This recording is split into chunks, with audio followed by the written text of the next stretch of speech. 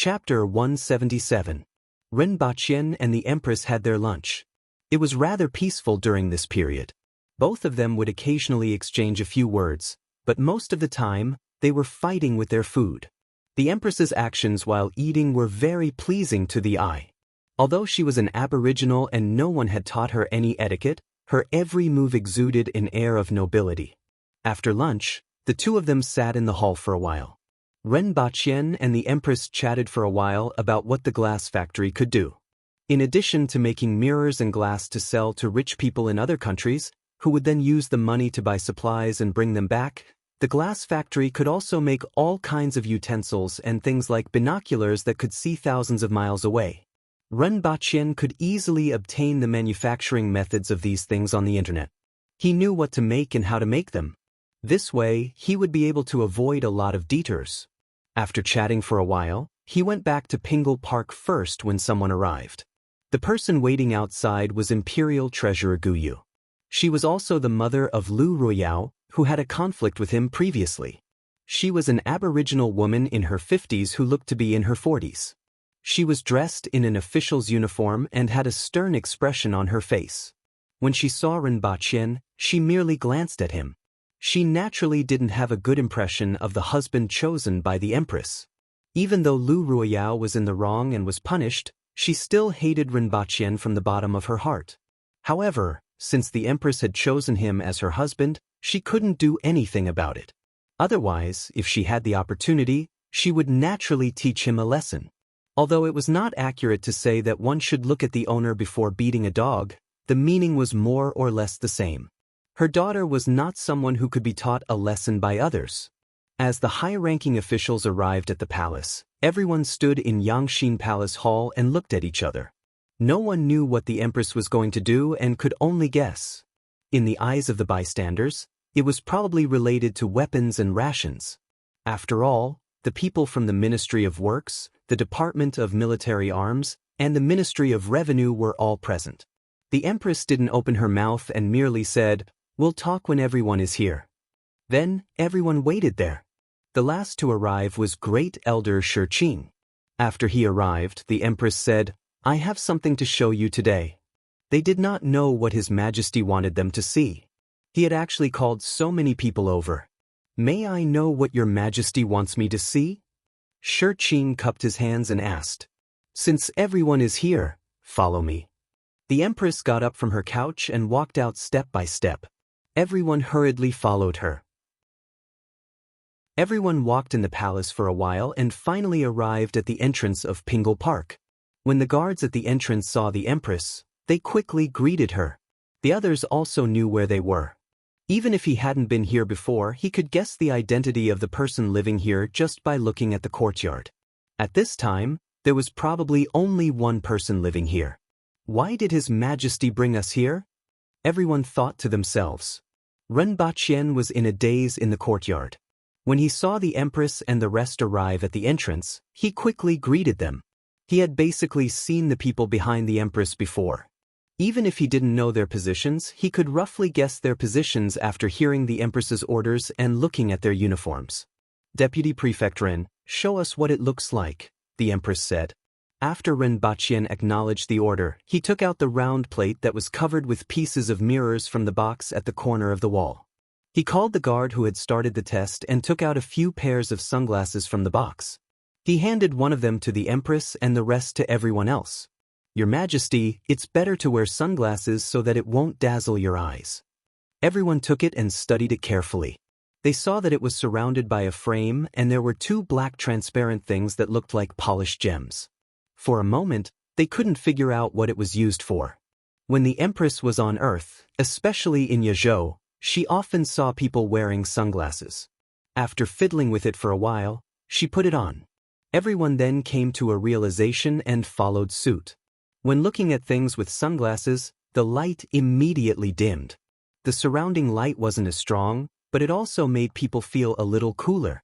One after another, they let out a soft cry of surprise. As usual, Ren Baqian first took a tree branch and placed it on the focal point. In an instant, it began to emit smoke and then catch on fire. Everyone saw him place the tree branch in front of that thing and it caught on fire instantly. At that time, they were like the two guards and thought that it was some kind of treasure. Could it be that anything that was shown on would catch on fire? For a moment, everyone's imagination ran wild. "Lend me your saber," Rinpoche said to the guard. Immediately, the guard had a constipated expression on his face. This saber was his livelihood.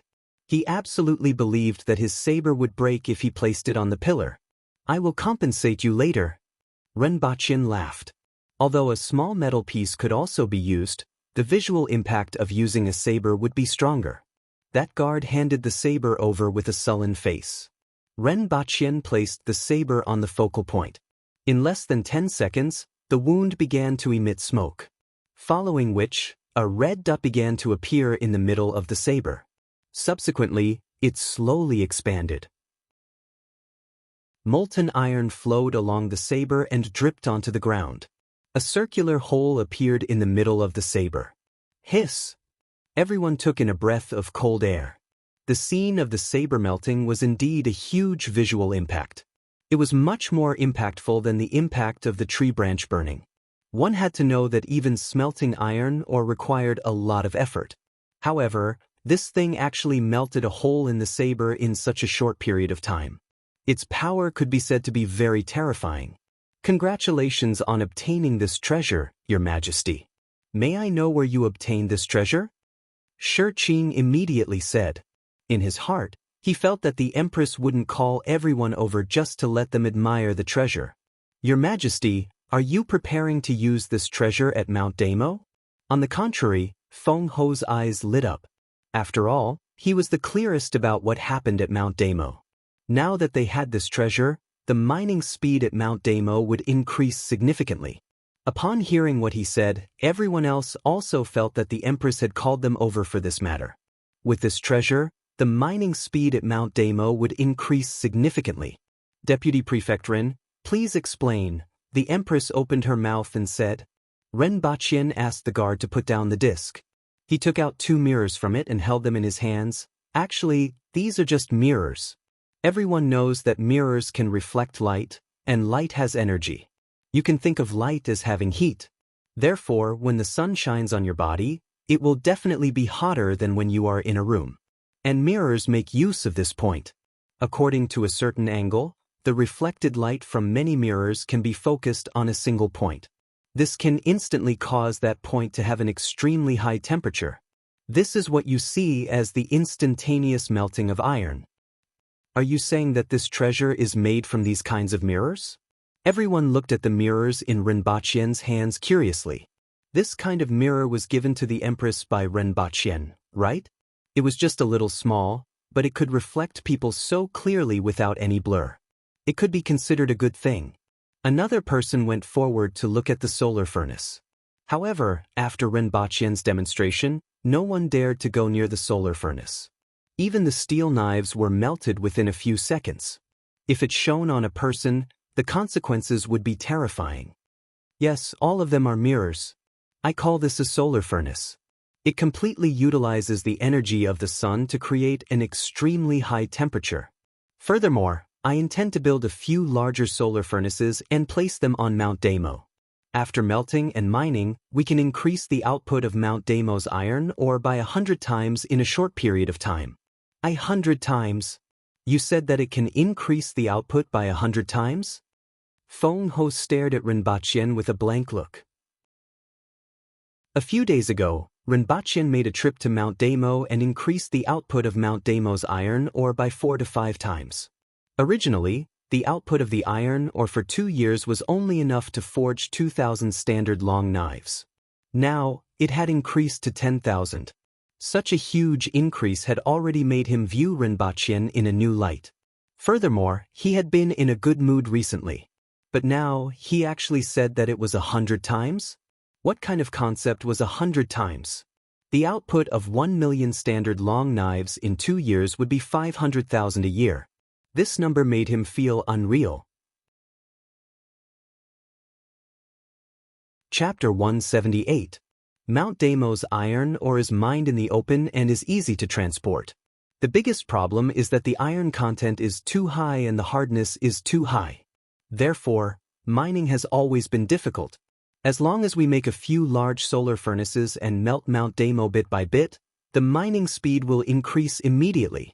The increase depends on the size and quantity of the solar furnaces, Rinpoche said to the crowd. At this moment, the crowd couldn't be bothered to study the mirror anymore. Everyone's attention was on Rinpoche. Their attention was attracted by what Rinpoche said just now. The lack of iron ore had always troubled Dayo. Even though they could purchase some iron ore from the Yun nation and the Chen nation, the quantity was very little. Those merchants were more interested in transporting high-value, light and bulky goods, such as salt, furs, gems, cloth, and porcelain. Ironware had always been very precious. To the Aboriginals, a 1-kilogram fine iron dagger could be considered a treasure that could only be obtained after years of accumulation. The Empress wanted to expand the army by 20,000 soldiers. She even had to find a way to prepare weapons. If not for Rinpoche, she would have to exchange some of the treasures stored in the palace treasury for weapons in other nations. During this period, it would be even more difficult for the commoners to buy ironware. However, this couldn't be helped. After all, equipping the new army was the most important thing at present. Therefore, when Rinpoche experimented with the standard weapon of the Imperial Guard reacted as if his son had died. He almost shouted, "As long as the dagger exists, the man exists." To him, this dagger was closer to him than his son. Under such circumstances, when Rinpoche said that he could increase the production of Mount Damo by 100 times, everyone was in disbelief. If that was the case, Rinpoche had really made a great contribution. Even if he didn't do anything in the future, this contribution alone would be enough for him to establish a foothold in Dayo. If Rinpoche said that he could increase the production of Mount Damo by 100 times, they definitely wouldn't believe him and would probably question him in front of the Empress. However, he just demonstrated that he could melt a part of a steel dagger with this disc. Coupled with the characteristics of Mount Damo, even though everyone felt that his words were exaggerated, they felt that it was really possible. Deputy Prefect Ren, are you serious? Tong Zhenye, the Minister of Revenue, was a burly man with a braided beard. His eyes flashed as he stared at Rinpoche. Of course, but before that, we need to build the glass factory. Only by building a glass factory can we produce enough mirrors to assemble a solar furnace. What do you need for the glass factory? As long as you can do it, the entire Ministry of Works will be at your disposal, Tu Wan said solemnly. The Ministry of Revenue is the same. Minister of Revenue Tu Wan was a woman who looked a bit older than Imperial Treasurer Guyu, but she was very charming. At this moment, everyone knew why His Majesty had summoned them. On one hand, he wanted to observe this treasure, and at the same time, he wanted the cooperation of the various departments in the construction of this glass factory. On the other hand, he wanted the support of the various departments. Money and manpower were definitely needed. However, in order to get a slice of the pie that Rinpoche had laid out for them, none of them would object if he asked them to put in the effort. There's no need to trouble everyone. This glass factory is considered an industry of the palace. Naturally, the palace will allocate funds to build it, Rinpoche said on behalf of the Empress. Everyone was shocked and didn't know what he meant. Soon after, they became pensive. For example, the royal families of Great Xia, the Yun nation, and the Chen nation all had industries. However, Dayo was poor. Regardless of whether it was the previous emperor or the empress, they had very low requirements for material goods and weren't extravagant. In addition, they didn't put much effort into this, so the royal family didn't have any industries. Needless to say, this was definitely Rinpoche's idea. The empress wouldn't do this. I will also make arrangements for the solar furnace on Mount Damo. You don't need to do anything, but I will need some craftsmen to build it. At the same time, I will recruit some skilled aboriginals. They must be skilled. Upon hearing this, Tong Zhenye, the Minister of Works, didn't object.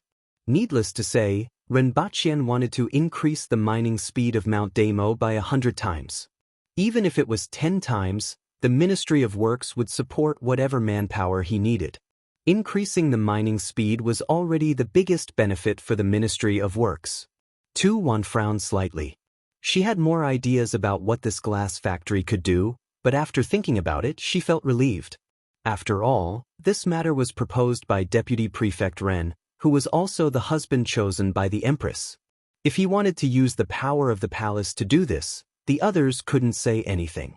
Because by doing this glass factory would become the Empress's industry in the future. Would she still be able to snatch things from the Empress? As such, no one had any objections. Let's do it then. Seeing that no one spoke, the Empress made the final decision. Yes, Your Majesty, everyone replied. Originally, everyone didn't think much of Renbaqian. After this incident, they somewhat looked up to him. After all, to be able to produce such a thing, it was evident that he was capable. Unfortunately, he was still too weak. He could be strangled to death with one hand. He wasn't worthy of the Empress. Work on the glass factory will start tomorrow. Deputy Prefect Ren will be in charge and the other departments will do their best to assist. At this point, the matter had been completely settled. Everyone's trip to the palace wasn't in vain. At least they were able to see such a magical thing, which was an eye-opener for them. They conveniently took the sunglasses away. This group of people didn't think of returning them. After nodding at Renbaqian, they put on the sunglasses and left immediately.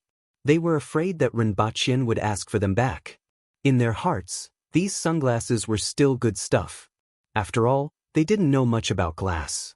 This mirror should be made of gemstones and the workmanship was exquisite. It would be good to take it as a family heirloom. Naturally, they wouldn't know that these sunglasses were bought by Renbaqian at the roadside for 30 yuan each. If he wanted, he could bring a sack of them back anytime. Before everyone left, they nodded at Renbaqian. This showed that these big shots in the imperial court had more or less acknowledged him. This was a good thing. In the evening, he went to Yangxin Palace Hall and chatted with the Empress for a while. He told her about the things needed for the construction of this glass factory. Even though he made it sound simple in the afternoon, there were still a lot of things to do. For example, a blast furnace was needed for both steelmaking and glass production. Since they were going to use a blast furnace, they would need cement and baked bricks. Also, the materials needed for glass production: sandstone, soda ash, feldspar, dolomite, limestone, mirabilite, and so on. Most of these materials needed to be found within the borders of Dayo. Of course, he didn't need to look for them personally. He just needed to bring back a few pieces from Earth for the people of Dayo to find. However, he still needed to make the soda ash. As a result, even though it was just a glass factory, there were a lot of things that needed to be built. Among them, Renbaqian was going to provide the cement and baked bricks to the Ministry of Works. There was no need for him to hide this technology. Even if it was glass, after a period of time, after he had earned the most profit, he was going to sell this technology. Among them, cement could be used in the construction of cities, roads, and other aspects. There were also many uses for baked bricks. For example, in the future, he wanted to smelt in a blast furnace or build houses for the commoners. He didn't need to grind such big stones and transport them back to the city anymore. Furthermore, brick houses were much better at keeping warm, waterproof, anti-corrosion, and fireproofing than wooden buildings. Chapter 179. Early the next morning, Renbaqian took the palace gate token and went out with 2 guards and a few crooked cows. After all, with Renbaqian's strength, no one would be at ease if he went out alone. Even he himself was worried. The Empress transferred 2 guards from the palace to him. These 2 guards were much stronger than the original Teng Hulu and Tai Dao. Teng Hulu and Tai Dao had just attained the 4-way heaven level and were equivalent to the initial man-will level. Even the weakest person in Dayo's army could reach this level. The 2 guards that the Empress transferred to Renbaqian were at the initial Kismet heaven level, which was equivalent to the initial Earthwheel level. They were slightly stronger than the initial Earthwheel experts from the other 3 nations. Walking out of the palace, Renbaqian opened his arms wide. He hadn't been out for some time. It felt better to be outside as the palace was too quiet. Riding on the crooked cow, Renbaqian traveled in the middle of the road. Behind him were two other guards who were also riding crooked cows. They headed straight for the Ministry of Works. The roads in Lon City were very wide. The middle was for mounts and carriages. Pedestrians were on both sides of the road. When they saw the three people riding over, they focused their attention and whispered to each other. "Is that the husband chosen by Her Majesty? He looks like he is wearing an official uniform. It must be him. There is no other person like him in Lon City. I don't know what Her Majesty sees in him." However, there was one person in the crowd who left in a hurry after seeing Rinpoche and didn't attract anyone's attention. Such comments even drifted into Rinpoche's ears. Even though the aboriginals were whispering, their voices were similar to ordinary people's. This made him wonder if the aboriginals had hearing problems. Rinpoche couldn't be bothered to pay attention to such comments. After a long time, such comments would naturally decrease. There were many people going in and out of the Ministry of Works. It was much livelier than the Honglu Bureau. After all, the Ministry of Works was in charge of a lot of things. It wasn't something a small yamen like the Honglu Bureau could compare to. Rinpoche reported his name and was let in. However, Tong Jingye wasn't there. Rinpoche waited for more than an hour. He was wearing sunglasses and his nose was almost pointing to the sky. Coupled with his burly physique, bald head and twisted beard, Rinpoche felt that he was only missing a gold chain. "Deputy Prefect Ren, what do you want me to do?" Tong Jingye brought Rinpoche into a room and asked bluntly. "Lord Tong, if you want to make glass, you must first make a blast furnace. Not only does the glass factory need it, but the Ministry of Works also needs it for metal smelting. By using a blast furnace, the speed of smelting is several times faster than in the past.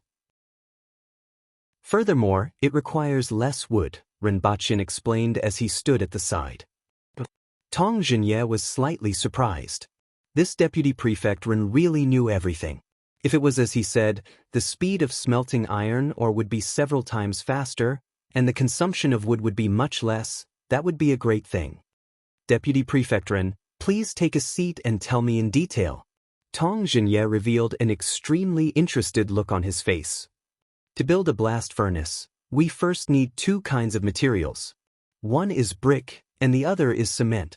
In addition to building blast furnaces, the former could also be used to build houses and various other buildings. In this way, there would be no need to transport stones from afar after grinding them. This would save a lot of manpower and resources. Cement is even more useful. In addition to the above, it can also be used to quickly build cities, pave roads, and so on," Rinpoche continued as he sat down. When Tong Jingye heard this, his expression became much more serious. According to what Rinpoche said, these two materials were extremely valuable and had a wide range of uses. "What exactly are the bricks and cement that Deputy Prefect Ren mentioned?" Tong Jingye questioned. Rinpoche roughly explained the uses of the bricks and cement to Tong Jingye.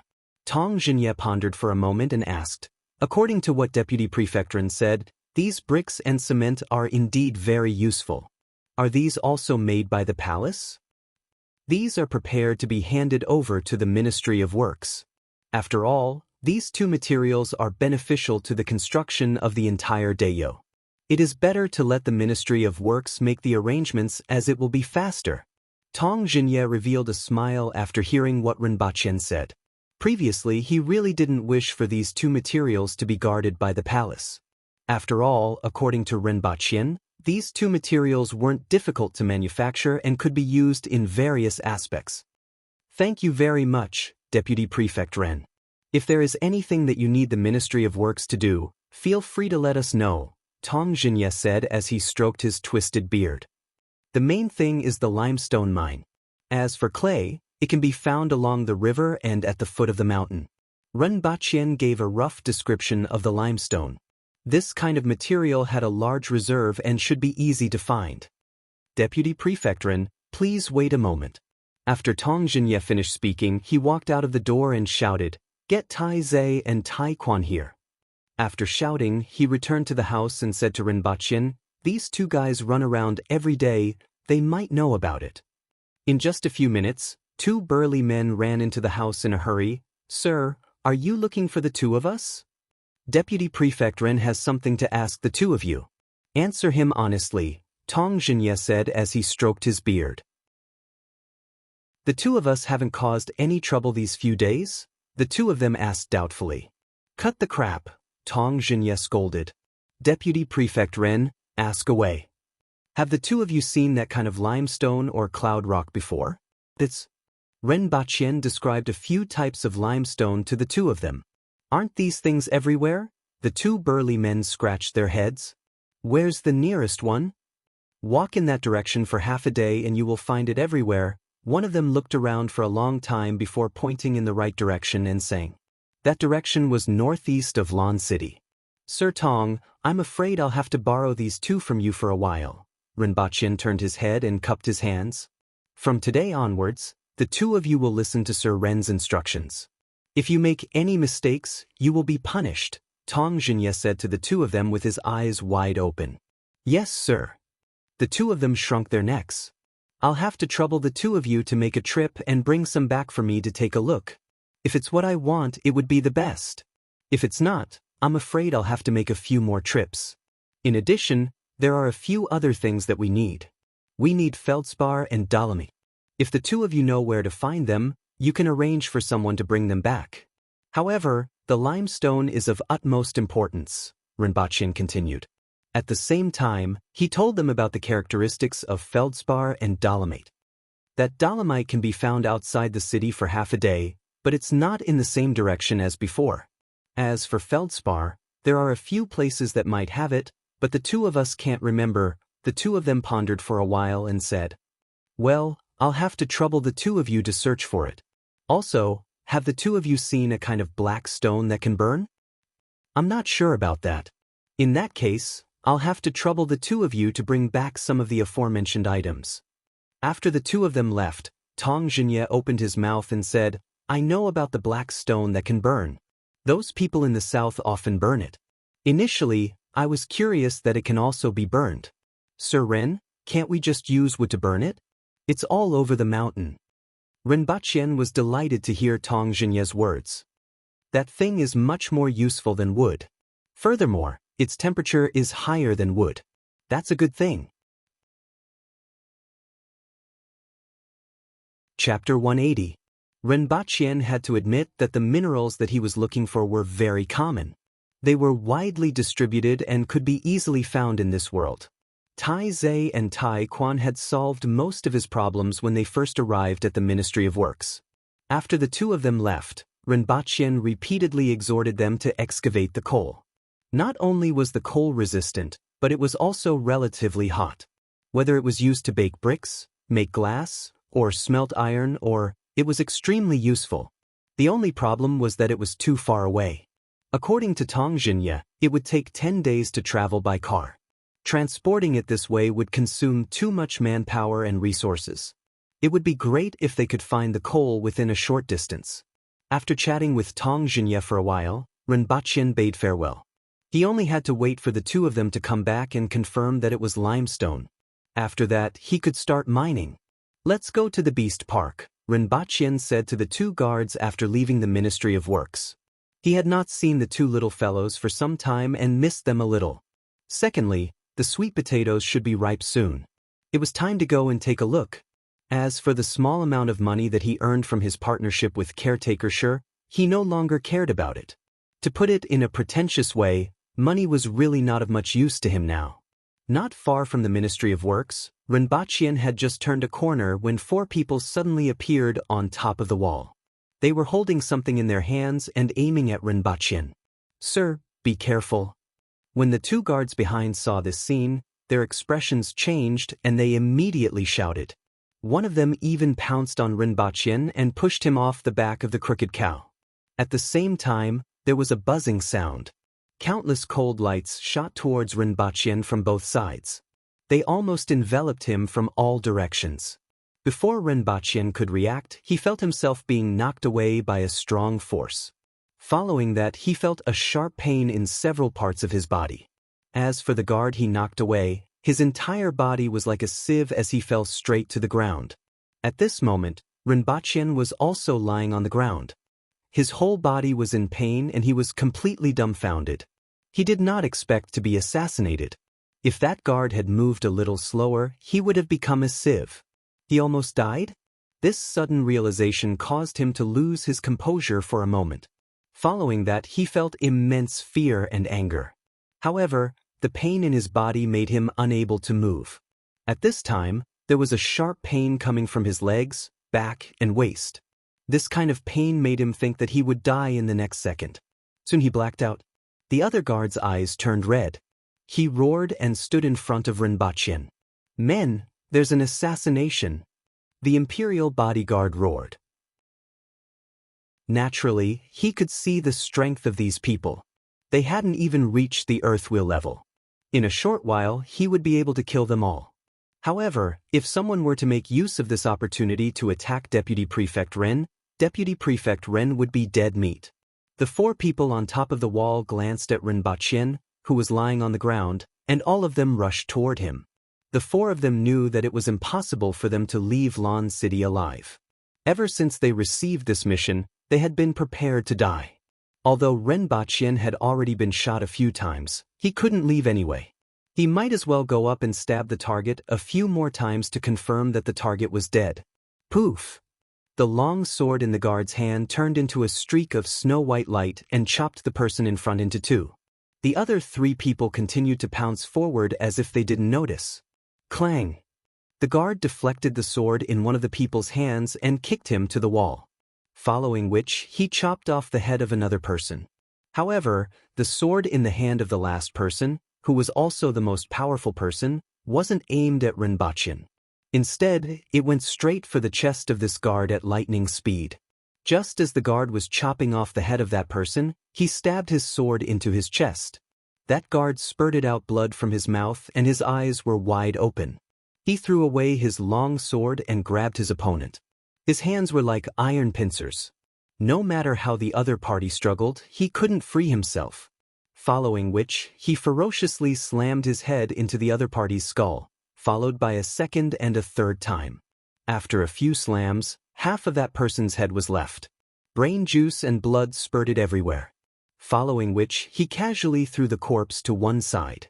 However, the sword in his chest didn't move at all. He knew that if he pulled out the sword, he would die even faster. Within a minute, someone rushed to the scene and saw the scene of blood flowing all over the ground. Of the 2 guards, one was riddled with holes while the other stood there with a sword in his chest. There was also Deputy Prefect Ren lying on the ground covered in blood.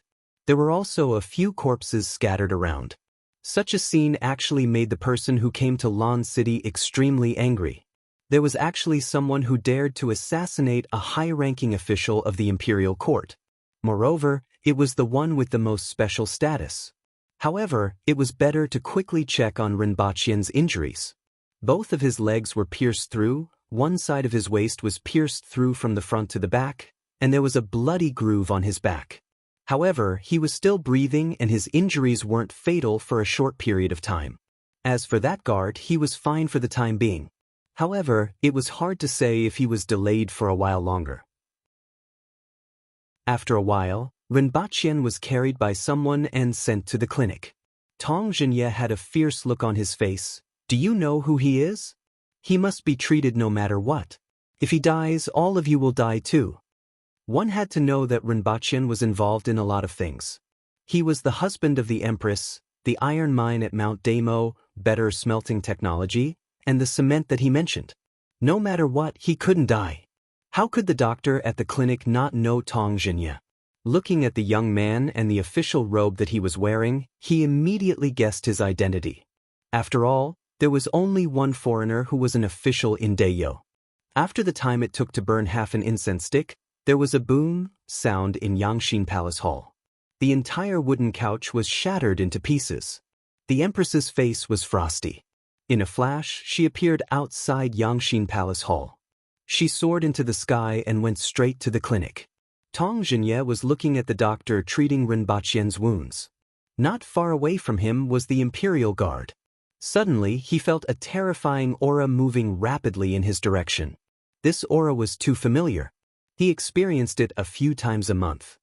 He went to the courtyard and waited for the arrival of that person. "Greetings, Your Majesty."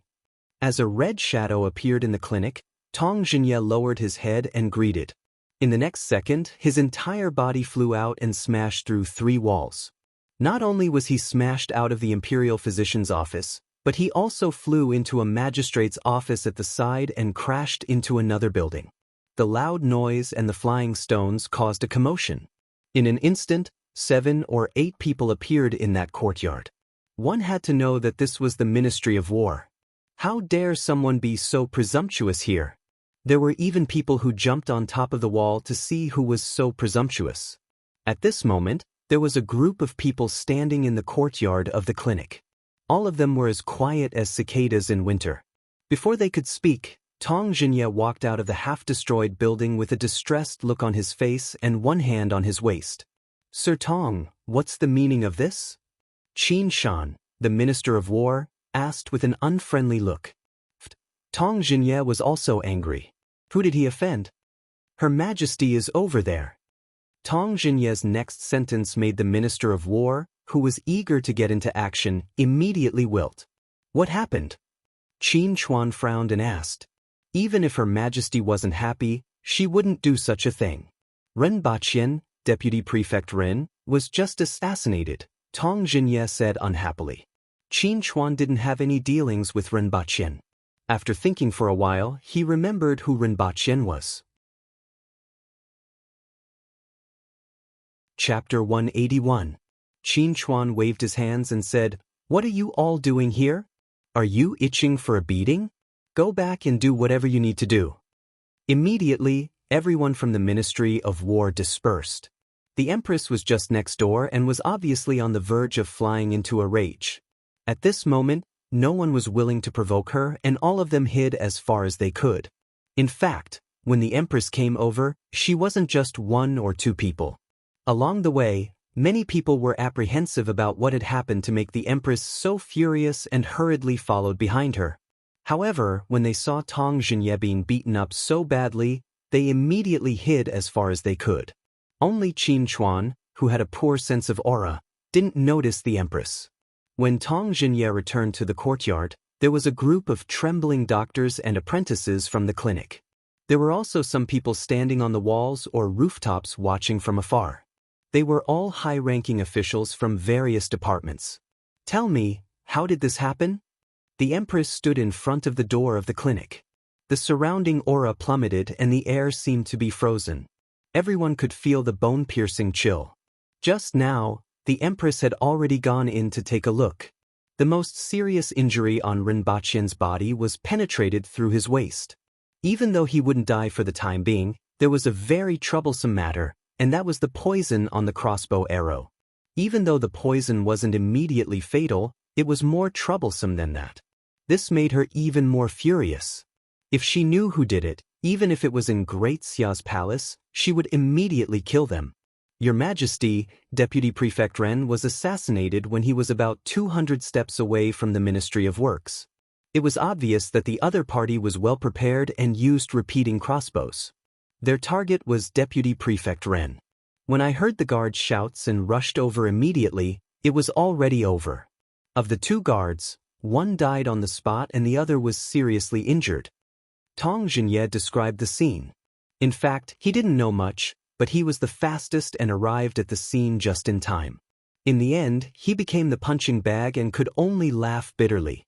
"Your Majesty, Sir Ren is fine for the time being and his wounds are all fine. However, the poison on the crossbow arrow is still in his body. Even though nothing can be seen on the surface, it has been corroding his body. Without the antidote, I'm afraid he will become a cripple in half a month. Even though he is conscious, he won't be able to move.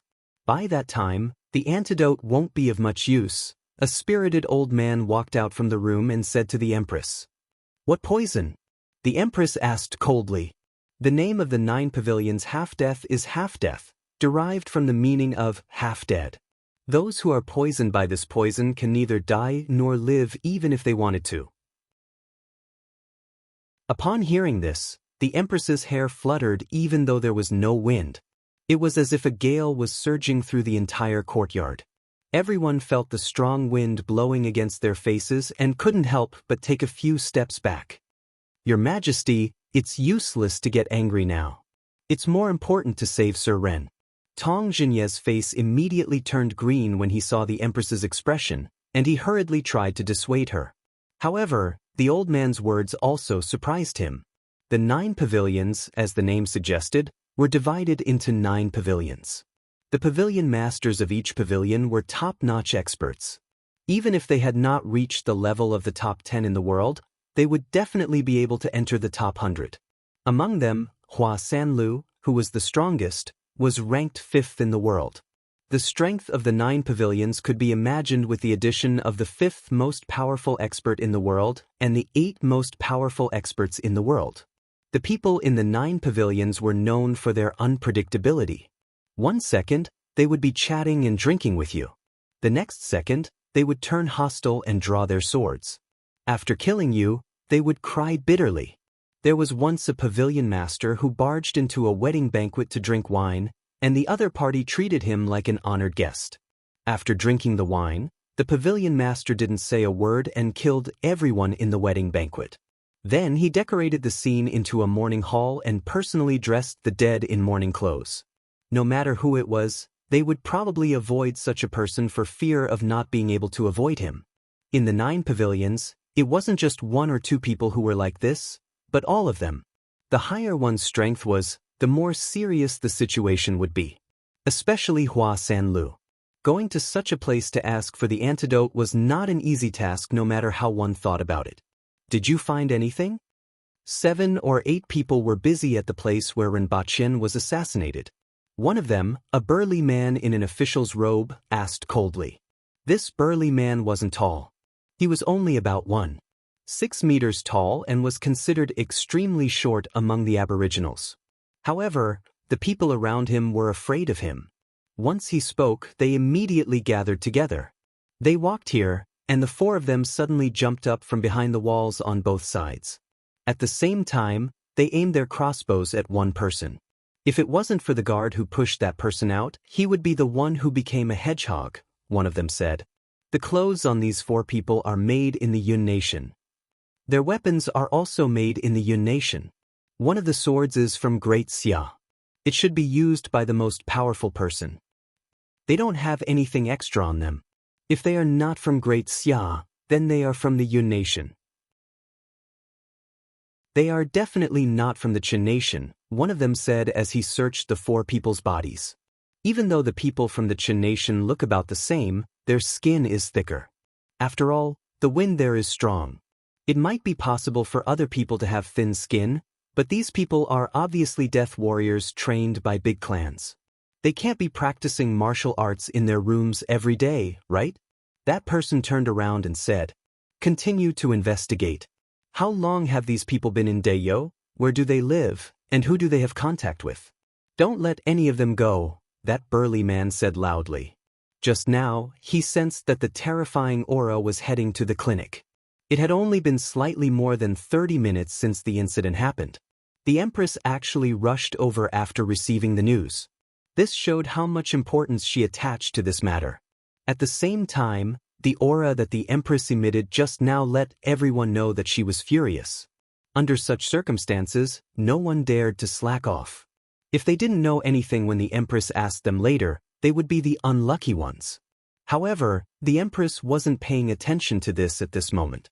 It would take about 10 days to reach the 9 pavilions from here.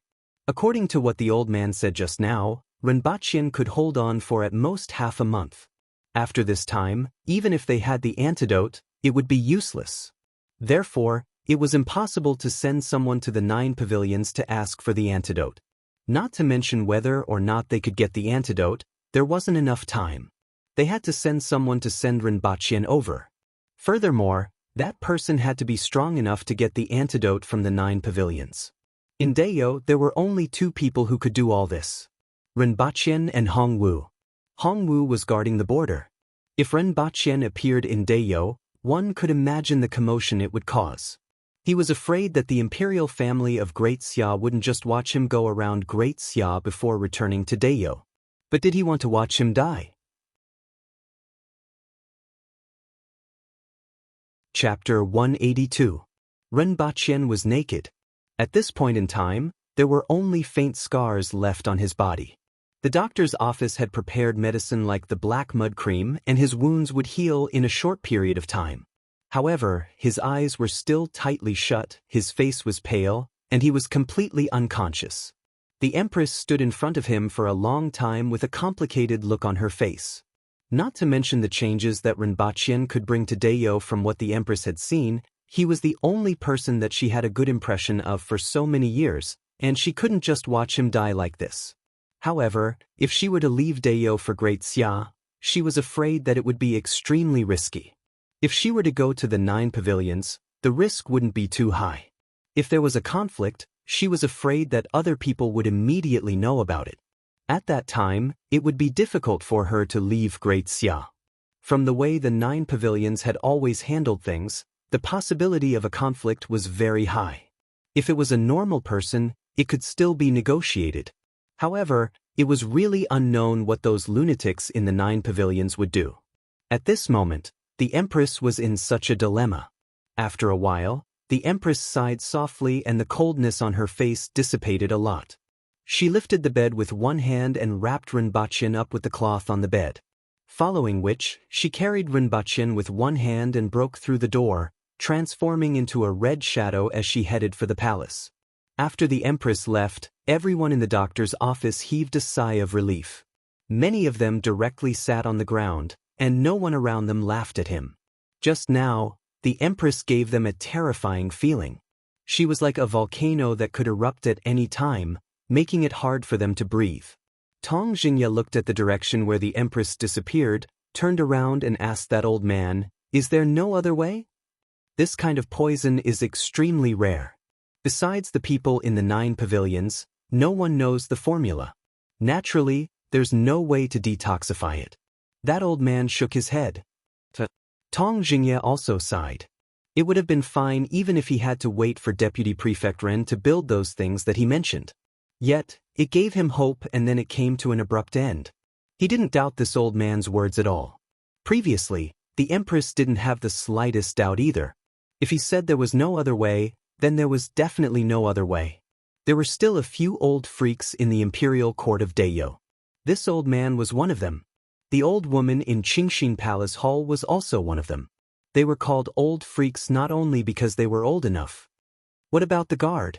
Tong Jingya asked again. His injuries are very serious. He almost lost his life. He needs to recuperate for a few days, the old man said. Tong Jingya nodded, then shook his head. What a pity. It was a pity for Ren Baqian. If it was before, he naturally wouldn't have taken a liking to it. However, after Ren Baqian showed him those things, he changed his mind. No matter what, Deputy Prefect Ren's capability in these aspects was admirable. In the future, he would cultivate diligently. Even though he was still lacking compared to Her Majesty, he would still be able to accept it. What a pity. Tong Jingya exerted force on his feet and directly landed on a house in the distance. After a few flashes, he disappeared without a trace. The Empress brought Ren Baqian back to the palace and went straight to Yangxin Palace Hall. With a wave of her arm, Ren Baqian landed on the couch. "Get some clothes from Pingle Park for him to change into," the Empress said coldly. "Yes, Your Majesty," the two of them answered, and Qing Yuan hurried out. "Help me tie up my hair," the Empress said as she sat in front of the mirror. In the mirror, there was an indifferent and heroic-looking lady. After Hong Luan had tied up her hair, she used her hands to trace the words on both sides of the mirror before turning around to look. At this moment, Qing Yuan was helping Ren Baqian put on his clothes with a red face. After a long time, she finally helped him put on his clothes. The Empress walked a few steps in this hall and looked around. Qing Yuan and Hong Luan felt that Her Majesty was giving off a strange vibe, but they couldn't tell why. Thinking about it, it might be because of the assassination attempt on Deputy Prefect Ren. They didn't know who was so daring and whether or not the culprit was caught. Fortunately, Deputy Prefect Ren was fine. Even though he hadn't woken up and his face was a little pale, his chest was heaving up and down. Presumably, he would wake up soon. Otherwise, Her Majesty would definitely be angry. Even if they didn't talk about Her Majesty, they had only seen Her Majesty treat one person like this for so many years. They didn't want Her Majesty to be sad if anything happened to him. Just as the two of them were having wild thoughts, the Empress suddenly said, "Tell Shi Qing if I die, please invite that person back. Zhikohai has been thinking about him for so many years. All along, I didn't kill him because I felt that this day might come."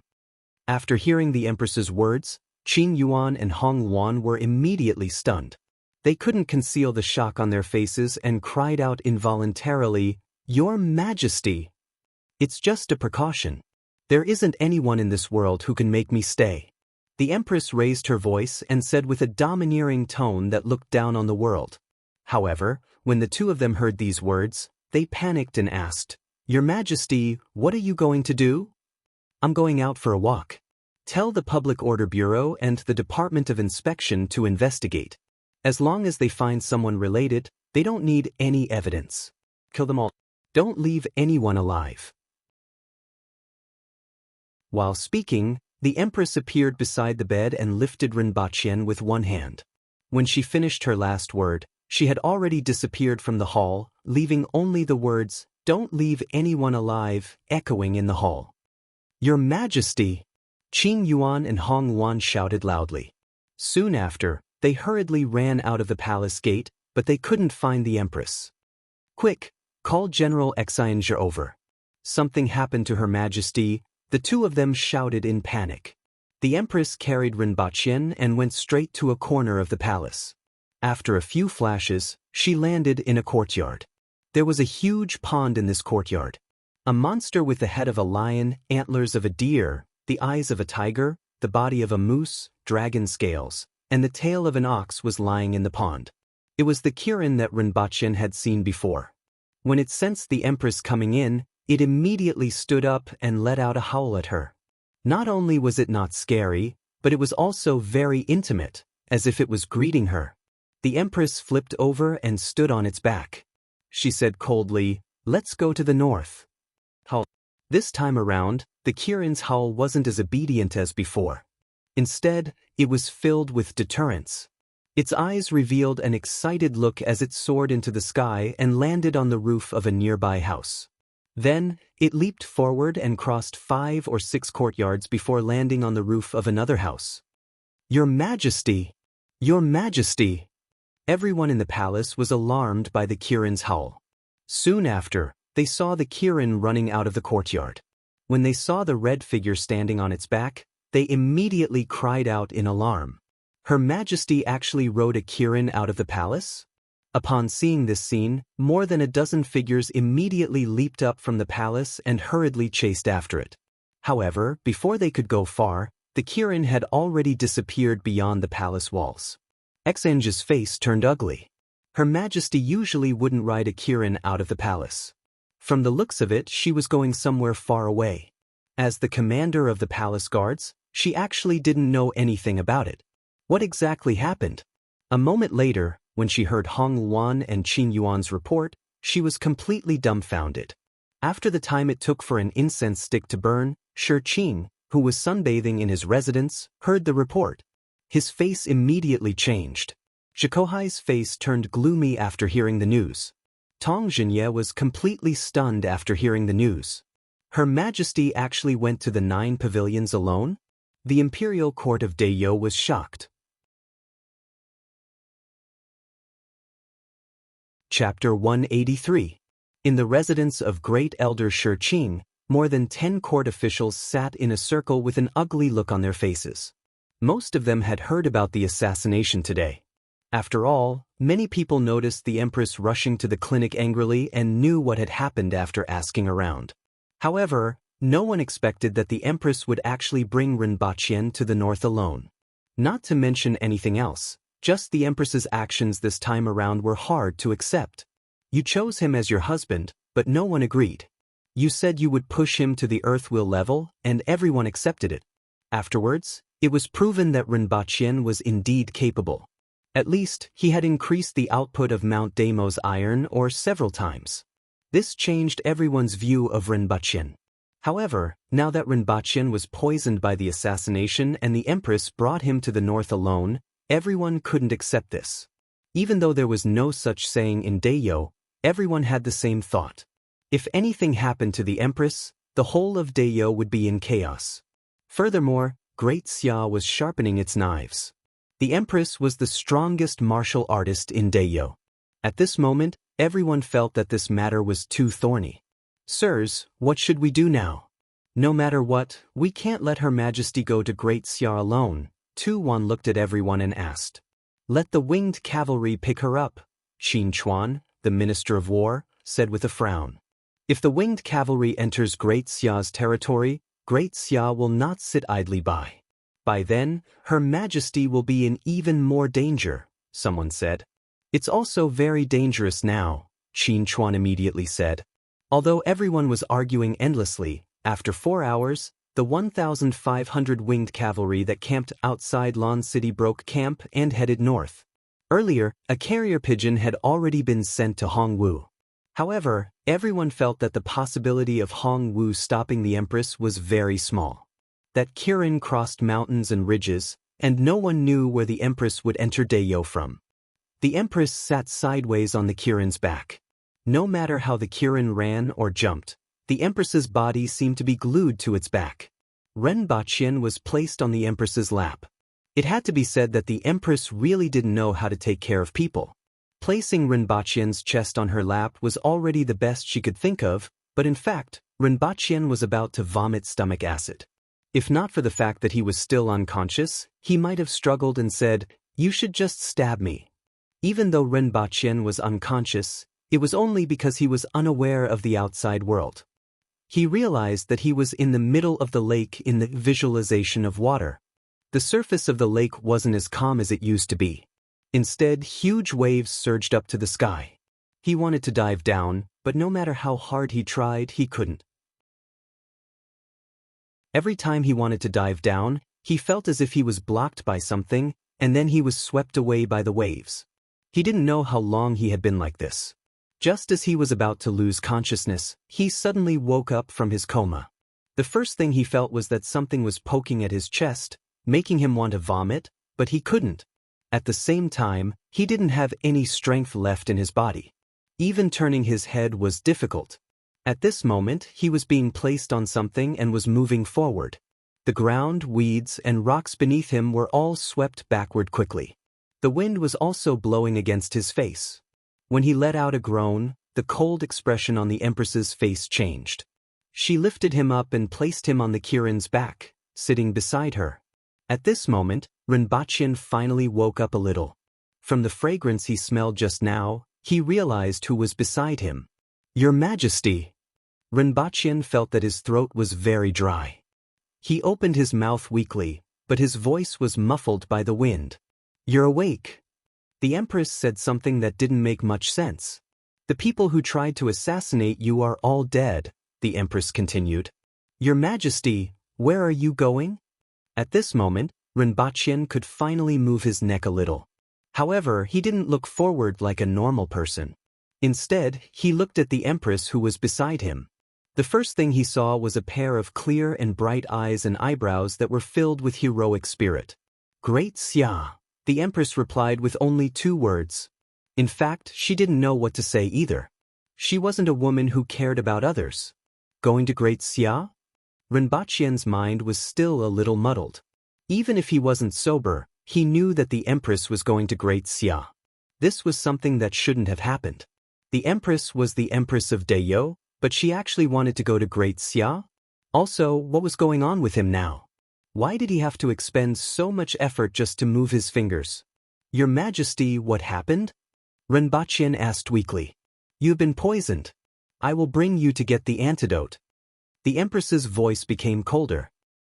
Rinbaqian was dumbfounded. Was he poisoned? The Empress was bringing him to Great Xia to get the antidote? Was Daeyo helpless? Was this poison very difficult to deal with? "What will happen if I don't take the antidote?" Rinbaqian asked. "You won't be able to move or speak, but you will be conscious." "How long will it take?" "You must take the antidote within half a month. Otherwise, the antidote will be useless." Renbachyan panicked after hearing this. He wanted to scold someone, but he didn't know who to scold. According to the Empress, this sounded like sclerosis, which was the same as Hawking's. Furthermore, the onset of the disease was more rapid and it would become like that in a short period of time. If it really became like that, he might as well die. Don't worry, there is an antidote. The Empress comforted him for the first time. If the antidote was easy to get, why would he need the Empress to bring him there personally? What was the status of the Empress? How could she easily enter the borders of Great Xia? Renbachyan used his small brain to think. This matter wasn't that simple. Your Majesty, how long have I been unconscious? Renbachyan panicked for a long time before he remembered to ask about the time. He was poisoned and not sclerosis. Since it was a poison, it should be able to be cured. It might not work here, but it might work on Earth. Of course, this was just him thinking positively. After all, it wasn't that easy to cure a poison from another world. Furthermore, the time was too short, only half a month. However, he could only think positively. 20 hours, the Empress said. The Empress had been on the road with Renbachyan for 1 day and 1 night. Renbachyan calculated the time. The last time he came back was between 11 p.m. and 1 p.m. There were still a few hours left until 2.5 days. Your Majesty, I will go back to Earth. There might be a way, Renbachyan said. The Empress looked at him and asked, How confident are you? I don't know. Renbachyan shook his head and replied bitterly. There are only 15 days left. Now there are only 14 days left.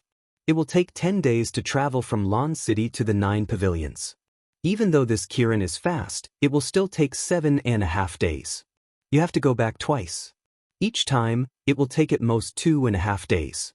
Otherwise, it will be too late, the Empress said seriously.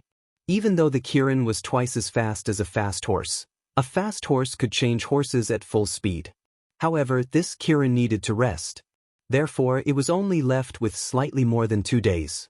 If Renbachyan went back twice for 2.5 days each time, he would still have 2.5 days to negotiate with the 9 pavilions or snatch it from them if he failed. If anything went wrong, Renbachyan would suffer a fate worse than death. Chapter 184. A day later, in a mountain forest, the Empress held Renbachyan in one hand and patted the Kirin's back with the other. Wait here, I will be back in a day. The Kirin shook its head, happily jumped over a mountain stream, turned a corner, and disappeared. Even though Renbachyan had been sitting on the Kirin's back for the past 2 days, he didn't have the slightest intention of investigating the Kirin. What was the use of investigating the Kirin when he was about to lose his life? The next second, 2 figures appeared in the house on Earth. The Empress held Renbachyan with one hand. At this moment, Renbachyan could barely speak. If the Empress let go, he wouldn't even be able to stand. Where do we go to get the antidote? The Empress asked. Your Majesty, help me get my phone, Renbachyan said weakly. When he woke up, he only drank a little blood.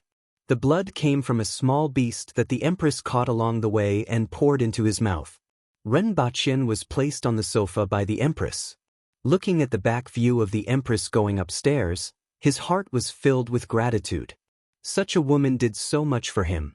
What else was there to say? One had to know that she was the Empress of a nation. She didn't sleep or rest for 2 days just to get the antidote for him. For this reason, she even took the risk of entering deep into Great Xia alone. Renbachyan felt that if he could survive this trip, he would be willing to become enemies with the whole world for her. After a while, the Empress took Renbachyan's phone and dialed Qing's number. At this time, she could only look for him. I haven't seen you for a long time. You have been elusive for the past 6 months. After the call was connected, Qing laughed on the other end. Come to my house, it's a matter of life and death, Renbachyan said weakly. Is it because of that woman? Qing's first reaction was that something had happened to him after getting involved with that woman. I'm poisoned, come quickly, Renbachyan said while paying attention to the Empress. However, he didn't feel the coldness that he had expected. Why don't you go to the hospital? Do you need me to call the ambulance? I'll arrange a hospital for you, Qing, who was on the other end of the phone, said as he hurried out of the room.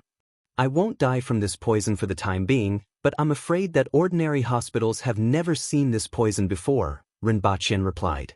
Of course, no one had seen this poison before. He was the most powerful person on earth, but it was a pity that this poison was in his body. Wait, I'll be right there. Chen Qing hung up the phone, came out of the elevator, and ran into the garage. He then hurriedly rushed to Rinpoche's place. Zixiao, change your clothes. Rinpoche turned his head slightly and said to the Empress. This Zixiao sounded extremely natural. Which woman was it? The Empress suddenly asked. Rinpoche almost vomited blood. She actually remembered this matter at this time? My friend saw you from afar last time and felt that your appearance and bearing were definitely not ordinary. Look, even a blind man could see this. However, he felt that your status was too high, and that it would be troublesome for me to be with you. In our world, we pay particular attention to people of equal social status. Rinpoche slowly explained. He thought to himself, Chen Qing, in any case, I have saved your life. After hearing this, the Empress didn't say a word. She immediately carried the bag into the house to change her clothes. The things that had disappeared during the previous transmigration did not disappear during the process of transmigration. Instead, they were all left here, tidied up by the housekeeper and placed aside. Chen Qing took almost an hour to arrive. He realized that the person who opened the door was the woman in red that he met previously. Immediately, he was a little surprised. He didn't expect this woman to actually be here as well. Furthermore, the previous time was quite a distance away. This time around, the distance between them was closer. That cold and imposing feeling was even more obvious. Just by standing here, he could feel an enormous pressure. He couldn't help but admire Rinpoche. He was actually able to get together with such a woman. Indeed, he was extraordinary. He didn't misjudge Rinpoche back then. After the Empress moved aside, he entered the house and saw Rinpoche lying on the sofa. He went forward to look at his expression and asked, "What happened to you?" "I've been poisoned, and now I can't move at all. This is a type of poison that has been extinct for a long time. There are still 13 days before it will act up. After it acts up, it will be the same as Lou Gehrig's disease. I'm afraid that going to an ordinary hospital will delay my time." Chen Qing furrowed his brows and said, "Where did you come across all these strange things?" Without waiting for Rinpoche's reply, he took out his phone and made 2 calls. Following which, he said to Rinpoche, "We have our own laboratory with all kinds of equipment. First, find out the specific situation, then find a few medical experts to help you think of a solution." "All right." Rinpoche nodded his head. Chen Qing helped Rinpoche up. As a result, Rinpoche's weight had increased tremendously recently, which was somewhat unexpected. He had no choice but to raise his head and look at the lady in red. "Can I trouble you to help me?" The Empress stretched out her hand and Rinpoche was already in her hands. It was so fast that Chen Qing didn't even see it clearly. Rinpoche was already being carried by the lady in red with one hand. This made him even more astonished. Who exactly was this lady? Even those who practiced martial arts couldn't be this fast. Furthermore, Rinpoche himself had to expend a lot of effort to support him. In her hands, he was just like a straw. Chen Qing drove in front while the Empress and Rinpoche sat at the back. Along the way, Chen Qing used the rearview mirror to glance at the two of them from time to time. As long as his gaze lingered on the Empress's face for more than a second, the Empress would immediately look at him coldly, making him feel extremely guilty. He hadn't felt this way for a long time. It was as if he couldn't raise his head in front of someone. This made him even more curious about the lady's identity. However, Rinpoche didn't have any intention of introducing her. The car stopped at the car park of a building. After he alighted from the car, he realized that the lady was still looking at him from inside the car. This made him extremely astonished as he didn't know what the other party wanted to do. When he went forward to open the car door, the lady pulled Rinpoche out of the car with one hand. "Is she waiting for me to open the car door?" In a split second, Chen Qing immediately felt that he was the valet. His heart was in a mess. In fact, it was just that Rinpoche was the one who eagerly opened the car door every time. Up until now, the Empress still didn't know how to open the car door. This small misunderstanding made Chen Qing's heart in a mess. The three of them entered the elevator. Chen Qing pressed the button for the 11th floor. After alighting from the elevator, he entered a room at the side. There were a few security guards in the room. After checking Chen Qing's identity, they entered another room and another elevator. There were only 2 buttons in the elevator, the 11th floor and the 23rd floor. When they came out of the elevator, it was the same room as the one on the 11th floor with a few security guards. From this, it could be seen how tight this laboratory was. Even though it had just been established not long ago and was located in a commercial building in the city center, Chen Qing's father had put a lot of effort into this laboratory. After all, the influence of the black mud cream was too great. After exiting from this room, there was a room with glass partitions. Many people wearing white coats were busy working. With a rough glance, there were at least a dozen of them. "Wait here for a while, I will look for the person in charge," Chen Qing said to Ren Baqian. Then he hurriedly went inside. After a while, he came back with a lady.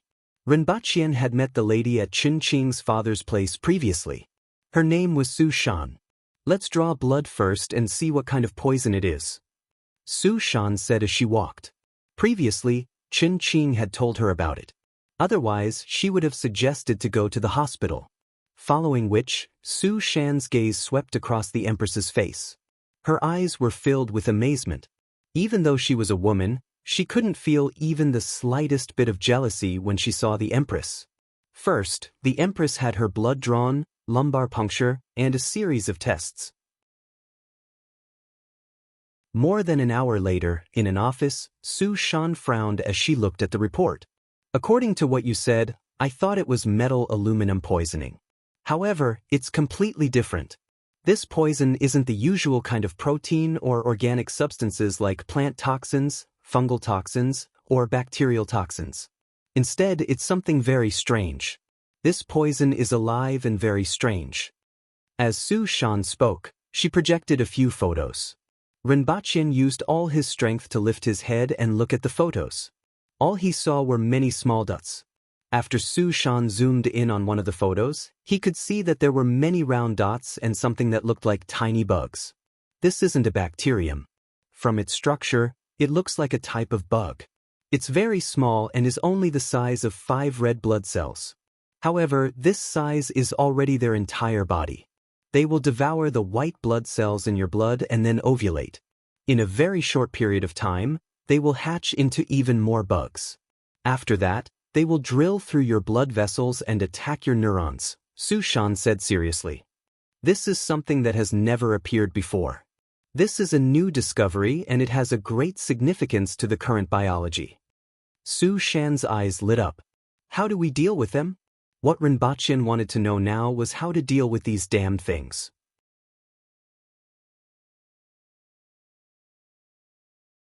Chapter 185. We still need to do some tests. This is a never-before-seen organism. We need to know what can work on it. Su Shan looked at Ren Baqian as if she was looking at a treasure. How long has this worm been in your body? 3 days, no more than 72 hours, Ren Baqian replied. You still need to do some tests to see if there are any other conditions. As Su Shan spoke, she called for someone to bring Ren Baqian to do all kinds of tests. As for herself, she repeatedly read the report a few times before heading to the laboratory. What's the matter? I'm still lacking a little. After a while, Sun Qing came to her side. Although he didn't have much of an expression on his face, his tone showed that he was very unhappy. No one would be happy if they were interrupted halfway through their work. Take a look at this. A new discovery, a big discovery. Su Shan passed the report to Sun Qing and went to the microscope to look at Ren Baqian's blood sample. Sun Qing read the report and the photos from the beginning to the end. His facial expression started to change and he looked surprised. What's this? Sun Qing asked anxiously. This is a new discovery. I've mentioned it just now. It was found on the body of the major shareholder of our laboratory. The formula was also provided by him. I really don't know where he found these things. Su Shan moved her gaze away from the microscope with an excited look on her face. As long as we can find a way to restrain this organism, we can at least solve a world-class terminal illness or even more. Leukemia. Sun Qing immediately said as his eyes started to shine. Nothing was more exciting than conquering a terminal illness. The World Health Organization listed motor neuron disease, ALS, cancer, AIDS, leukemia, and rheumatoid arthritis as the world's 5 most difficult diseases. Leukemia referred to immature white blood cells that were released into the blood and showed abnormalities. According to the current report, this kind of worm could devour white blood cells. There were other problems. For example, white blood cells were the first line of defense against microorganisms, pathogens, and acute suppurative bacteria. They were also the main barrier. When white blood cells were reduced, the human body would be very easy to be invaded. However, this was only a small problem in conquering leukemia. Compared to curing leukemia, this was a small problem. Sun Qing walked to Su Shan's side and looked closely at the microscope. He happened to see a white blood cell being devoured. "Where is he?" Sun Qing asked after looking for a while. "I'm doing other tests." "He's really a lucky star," Su Shan said with a smile on her face. Previously, the major shareholder named Rinpochen brought back the black mud cream that shocked the entire medical world. This time, he brought back these worms that lived in the blood. To the two of them, he was indeed a lucky star. For the rest of the day, Rinpochen did all kinds of tests in the laboratory. The only thing that made him feel gratified was that he finally had a meal at noon. He was fed meat porridge. One had to know that the Empress hadn't stopped for the past few days and only occasionally fed him some blood.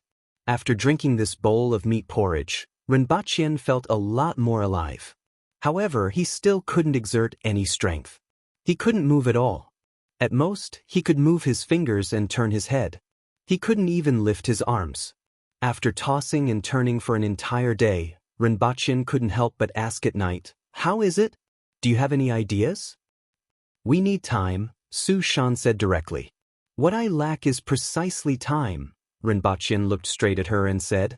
"Previously, I had an idea. Hemodialysis is to expel the molecules that are smaller than the size of the semi-permeable membrane, leaving the red blood cells and white blood cells in the body. If we think about it the other way around, then we can expel the red blood cells, white blood cells, and large proteins from the semi-permeable membrane, leaving the R worms behind. Although this can't cure the disease, it can reduce the number of R worms. However, in this case, all the equipment needs to be customized. It will take at least half a year before it can be used. Furthermore, it will cause great harm to the body. It's a pity that time is too tight," Su Shan said as she looked at Rinpochen. She had casually named this worm because it was found in Rinpochen's body. Furthermore, the first word of Rinpochen's surname was R. When Rinpochen heard the last part, he was almost angered to death. "Why did you say so much? Now, we need to see how the R worms react to various drugs and substances. This will require a certain amount of time. Now, all the spare manpower in the laboratory has already been mobilized." "How much time do you need?" Rinpochen asked with a sullen face. "Luck is very important. Perhaps we will discover an effective drug tonight. Perhaps we will need to wait until tomorrow or half a month. Just now, we have already tested some of the things that we have on hand. Currently, we have yet to see the desired results," Su Shan said helplessly. "In other words, I can only resign myself to fate, right?" Rinpochen felt depressed. After examining for so long, this was the only result. From a certain aspect, I will pass the information on this R worm to my teacher and some famous experts to see if they have any good ideas, Su Shan said again. The Empress listened from the beginning to the end. Even though she did not understand most of it, she understood one thing. That was, the other party did not have any good ideas at the moment. Everything required more time, and the only thing that was lacking now was time. Since this was the case, there was no point in saying any more. The Empress carried Rinpochen with one hand and walked out. Chen Qing frowned and hurriedly followed behind. Currently, he did not know what to do. Even though Su Shan and Sun Qing were not well known in the country, they were actually quite famous internationally. Even though Chen Qing did not see Sun Qing at this moment, he knew that Sun Qing had definitely read through all the information. At this moment, it seemed that Sun Qing similarly did not have any ideas. Now, it was up to Su Shan's teacher or other experts to come up with a solution. The Empress carried Rinpochen with one hand. After entering the elevator, she saw that Rinpochen's face was not looking good. She said, "We will get the antidote." Rinpochen moved his lips. "It's too dangerous." Along the way, he had inquired about the antidote. Even though the Empress did not say much, he could tell that the 9 pavilions was located in the hinterland of Great Xia. Just this point alone made it very dangerous. He still did not know that the 9 pavilions was overseen by the 5th most powerful expert in the world, Feng Sanlu. His ranking was even higher than the Empress's. If he knew, it would not be too dangerous, but simply risking his life. "Is there anyone in this world who can make me stay?" The Empress's face was ice cold and her eyes were filled with disdain. Chen Qing was shocked by the Empress's tone. This woman's confidence was simply terrifying. He did not know what kind of person could say such words. Also, what she said just now was true. What did she mean? Chen Qing would never have thought that she was talking about him.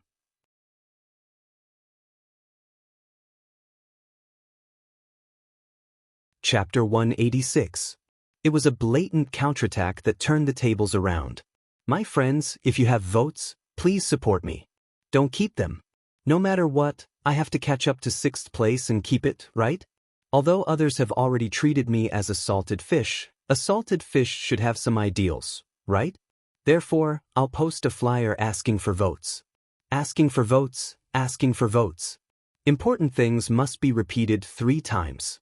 Also, the activity page of the mobile app has doubled the number of votes. Everyone, don't be afraid of trouble. Click a few more times and help me catch up.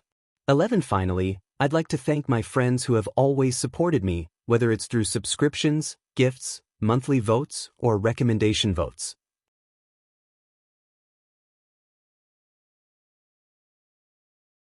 Chapter 187. Chen Qing wanted to make arrangements for the 2 of them, especially for someone to take care of Rinpochen.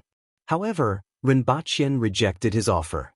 After being sent back by Chen Qing, the Empress placed Rinpochen on the sofa and sat at one side. The 2 of them did not speak. They sat there from evening until late at night, only eating some takeout. "Zixiao, go back and rest." Rinpochen spent the entire night sorting out his emotions. There was no point in thinking too much about this matter. He could only hope that there would be some progress on the other side or that he could successfully obtain the antidote from Great Xia. The Empress did not reply. Instead, she switched on the television. "I want to watch television," the Empress said. Rinpochen forced a smile on his face and asked, "What kind of place is the 9 pavilions?" "A gathering place for a bunch of lunatics," the Empress replied casually. "Is it very powerful?" Rinpochen asked. "No one in this world can stop me." The Empress's tone was full of confidence in herself. Even though the Empress's tone was unyielding, Rinpochen could still sense something from her words. "That's amazing. What if they don't give it to us? This emperor has spoken. If they dare to refuse, this emperor will kill them and bury them with you." This time, Rinpochen really laughed. This was indeed the Empress's usual style. Soon after, the 2 of them fell into silence again. Only the sound of a Qing dynasty drama on the television kept on drilling into Rinpochen's ears. "I only hope that your heart is like mine, that you will not disappoint my longing for you. Once you have crossed the ocean, it is difficult for you to be like water. It is an unforgettable madness. It is difficult to say which one is better, the moon or the stars. If you don't lower your head and cry because you have missed the moon, maybe you will see the sky full of stars. It's not inferior to the beauty of the moon." However, at this point in time, Rinpochen was already immersed in his own thoughts. On the other hand, the Empress was watching with bright and piercing eyes. He was just an ordinary person, while Qi Zixiao was the emperor of a country. She was peerless in beauty and martial arts, but she could treat him like this. She brought him to the enemy's territory without rest for several days, facing a strong opponent and obtaining the antidote for him. Why did she do it? Was it because of all the lies he had said before? Or his value to Deo? Or was it the last one, the love she had for him? Just like by Jingjing and Joker? This was the first and third point. The first was the cause and the third was the effect. He was not blind, nor was he a fool. He could completely feel it. The second point wasn't important anymore. Just for the friendship that only existed in novels and movies, what was there to hesitate about? Was there anything he couldn't do? Hadn't he once thought that he would be willing to go against the entire world for her? Yes, even if I have to go against the whole world, I'm willing. Rinpoche repeated his previous thoughts. What could he do in his current state? Is there anything I can help with when the time comes? Apart from asking the other party not to go to Great Xia? Rinpoche thought about it. There seemed to be something that, even though it was very difficult to obtain, wasn't impossible. Furthermore, after obtaining it, regardless of whether the Empress was in the 9 pavilions or when she was intercepted by enemies when she left Great Xia, it would be extremely useful. Zixiao, can you bring me to the 2nd floor? I'm thinking of something that will be helpful to us, Rinpoche said with a look of determination in his eyes. If this matter were to be exposed in the future, he would be hunted down by the entire world, so he would have to run for his life. As for his parents and family, the worst-case scenario would be to be sent to that world. What is it? The Empress turned to look at him. Her eyebrows were gentle and her eyes were bright. Nerve gas. Just 1 kilogram is enough to kill all humans and animals within a radius of 1 kilometer. Rinpoche's gentle voice spoke of this terrifying thing. This was the determination he had just made. As long as you obtain this antidote, Zixiao, if you encounter any trouble, you can just throw it out. I'm sure the danger this time will be reduced by a lot. However, it will be somewhat difficult to obtain it. All right. The Empress didn't hesitate at all. She didn't feel that it was inappropriate for such a thing of mass destruction. She brought Rinpoche to the computer on the 2nd floor and sat him down. Rinpoche directed the computer to boot up. Following which, the Empress placed Rinpoche's hands on the keyboard and held them as if she was hugging him. Rinpoche smelled the delicate fragrance from the Empress's body and felt her hair brushing against his face. His heart was at peace. He could feel the softness and warmth of the Empress's hands. There was a smile on Rinpoche's face. Even after this incident, he would become a global fugitive even if he neutralized the poison. The change from an ordinary person to a Kongbu member wouldn't affect his current mood. He felt warm and happy. What are you smiling at? The Empress asked coldly, but it was as if she was speaking beside Rinpoche's ear. Such an intimate action made her ears feel a little hot. When people are happy, they will smile. As long as you are by my side, I will be happy, Rinpoche said with a smile. What exactly do I have to do? Hurry up. The Empress's voice became even colder. The smile on Rinpoche's face became wider. However, business was more important. Rinpoche forced his fingers to move on the keyboard. Then he let the Empress help him flip the pages. First, he confirmed the 2 most powerful poisonous gases, VX and sarin. Sarin's lethality was ranked below VX, but it was more in line with Rinpoche's requirements. The time it took to take effect was shorter, the effect was faster, and it directly acted on the nerves. Even if it didn't poison the other party to death, it would greatly reduce the other party's strength. It was completely in line with Rinpoche's requirements. Next, he continued to search for information on sarin gas. Very quickly, Rinpoche's attention was attracted by a piece of news from a few months ago. A certain organization's biochemical weapons factory was bombed by the United States. And a few months before that, that organization had just carried out an attack with sarin gas. This news was from a few months ago, but it was very useful to Rinpoche now. This was because in the previous attack, according to the symptoms of the casualties, it could be inferred that the other party used sarin gas. Although it was bombed a few months ago, Rinpoche felt that the possibility of sarin gas was very high. After all, they didn't use much sarin gas in the previous attack. It was very likely that they kept it in their hands as a deterrent. Furthermore, the difficulty of obtaining sarin gas here was much higher than going to the United States to try his luck. Although he could find the address of some of the bases on the internet, who knew where the sarin gas was stored unless he caught some military officials? After thinking about it, Rinpoche still felt that going to that organization was better than thinking of ways to deal with the United States. Although he had already made up his mind, it wasn't that easy to hide from the surveillance and satellites in the United States. Now that he had a better option, he naturally gave up on his previous dangerous idea. As for that notorious organization, so what if they found out who did it? Zixiao, we are going overseas to take a look.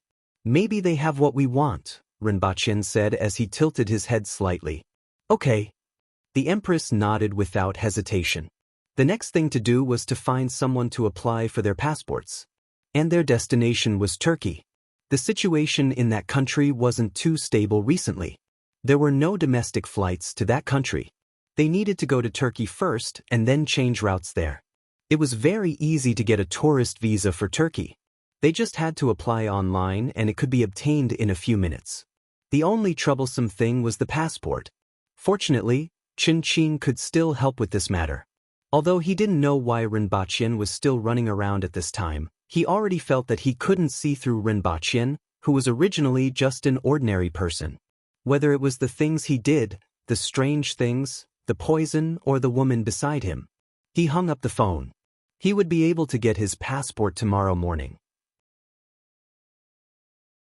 It had to be said that it was really important to have a strong friend. Even if he couldn't do it himself, his connections were enough to help him solve some of the problems that he found very troublesome. Rinpoche calculated the time. After getting his passport tomorrow morning, he would directly go to the capital and then take a flight to Turkey. He would arrive at midnight tomorrow.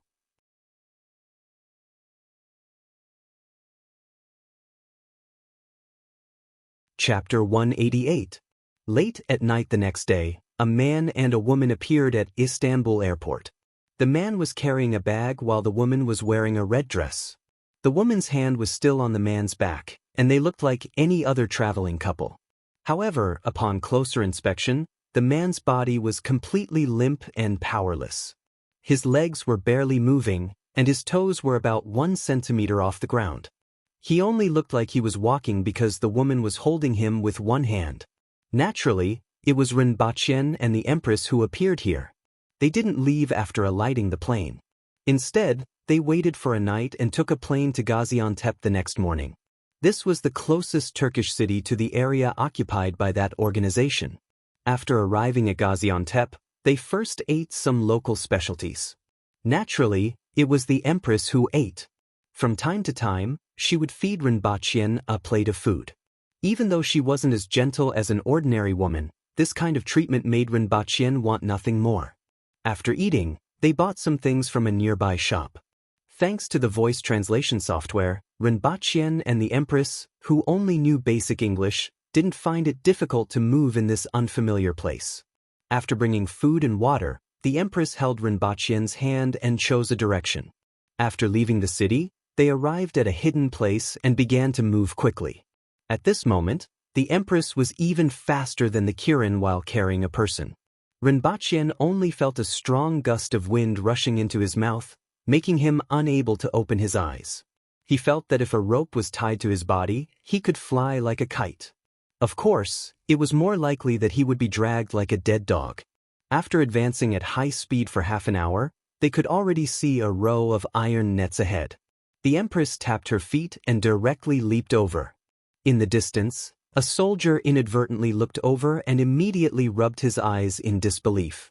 When he opened his eyes again, that red shadow had already disappeared.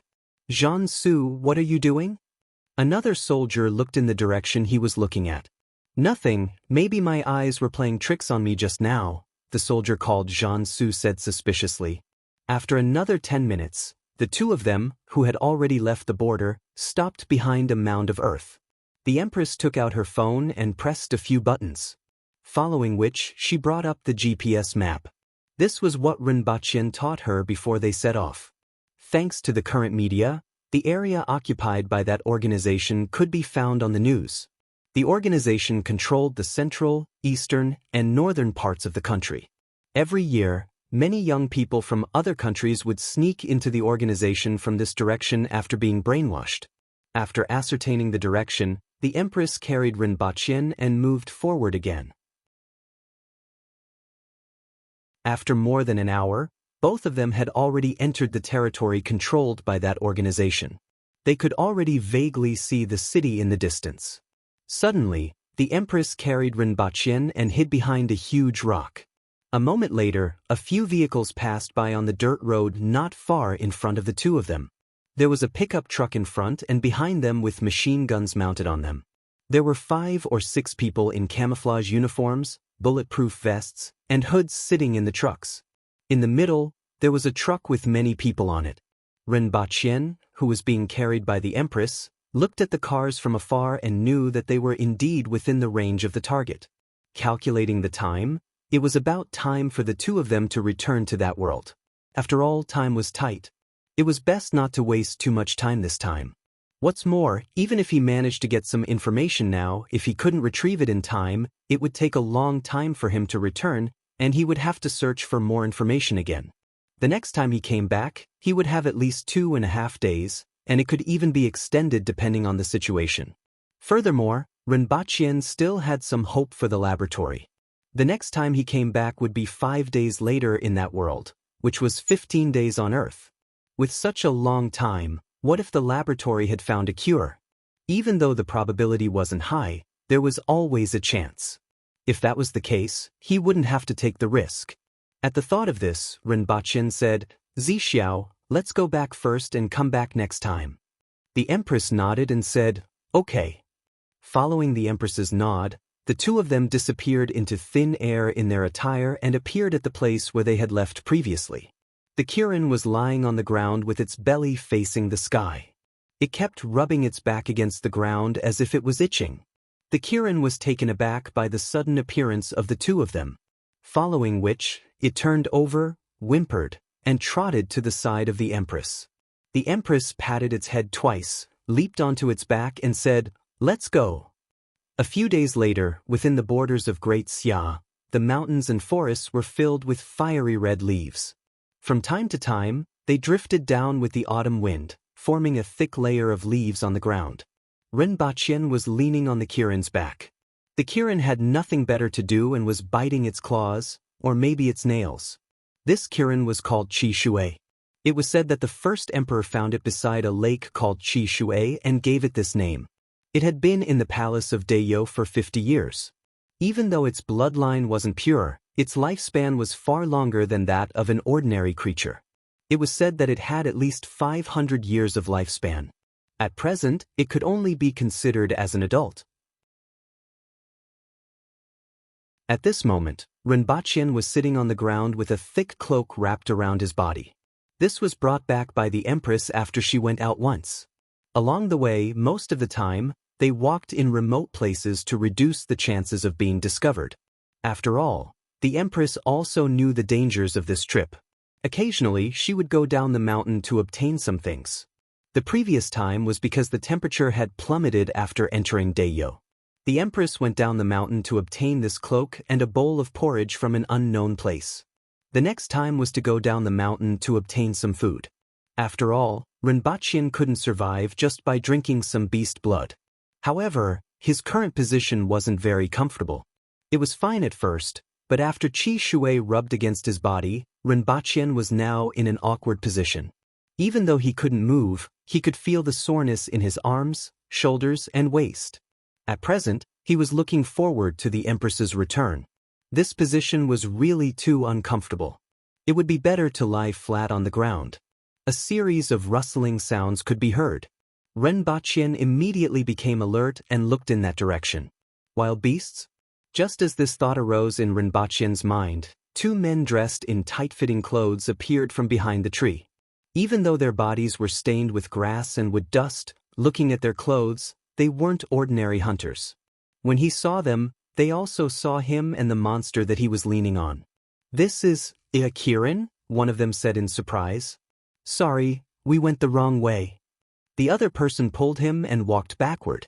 Rinpoche watched the two of them disappear into the forest. His heart tightened. They had been seen by others, and he hoped that this news wouldn't spread. There were very few Kirins with impure blood in this world.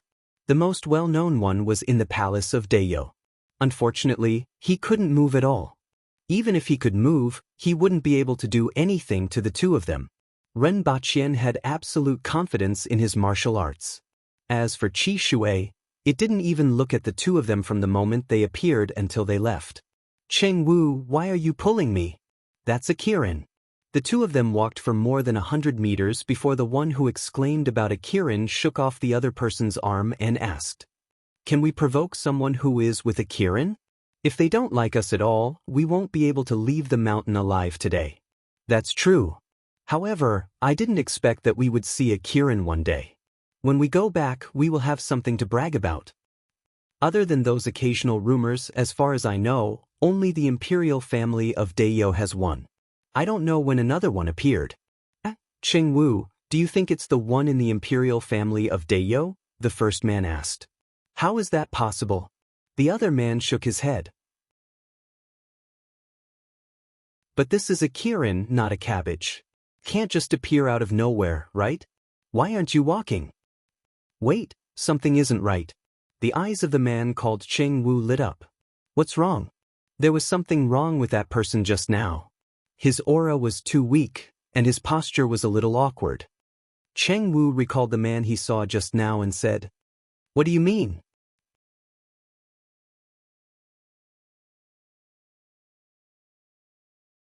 Chapter 189. That man may be seriously injured and unable to move. So what? The other man asked casually. Even if that man was seriously injured, what could the two of them do? Cheng Wu was a skinny man of about 30 years old. The lines on his face looked like they were chiseled by knives and axes. At this moment, he was hesitating. Let's go back and take a look. After hesitating, Cheng Wu made up his mind. Upon hearing this, the man looked at Cheng Wu's expression and cried out, "Are you crazy?" Previously, Cheng Wu had pulled him away, and now he wanted to go back. Combined with what he said about that man not being able to move, it wasn't hard to imagine what he was up to. Cheng Wu's eyes flickered. I'm just going back to take a look. If that man is really seriously injured, then only the Kirin is left. Since he can be associated with a Kirin, he might have some good stuff on him, like secret manuals or treasures. Don't you want them? You are crazy. There is still a Kirin. The other man was shocked. Cheng Wu had always given people the impression that he was bold but cautious, but no one expected him to be so bold. Didn't that Kirin have no reaction just now? Let's just watch from afar. What if that man is seriously injured and dies? If that's the case, we can just pick him up.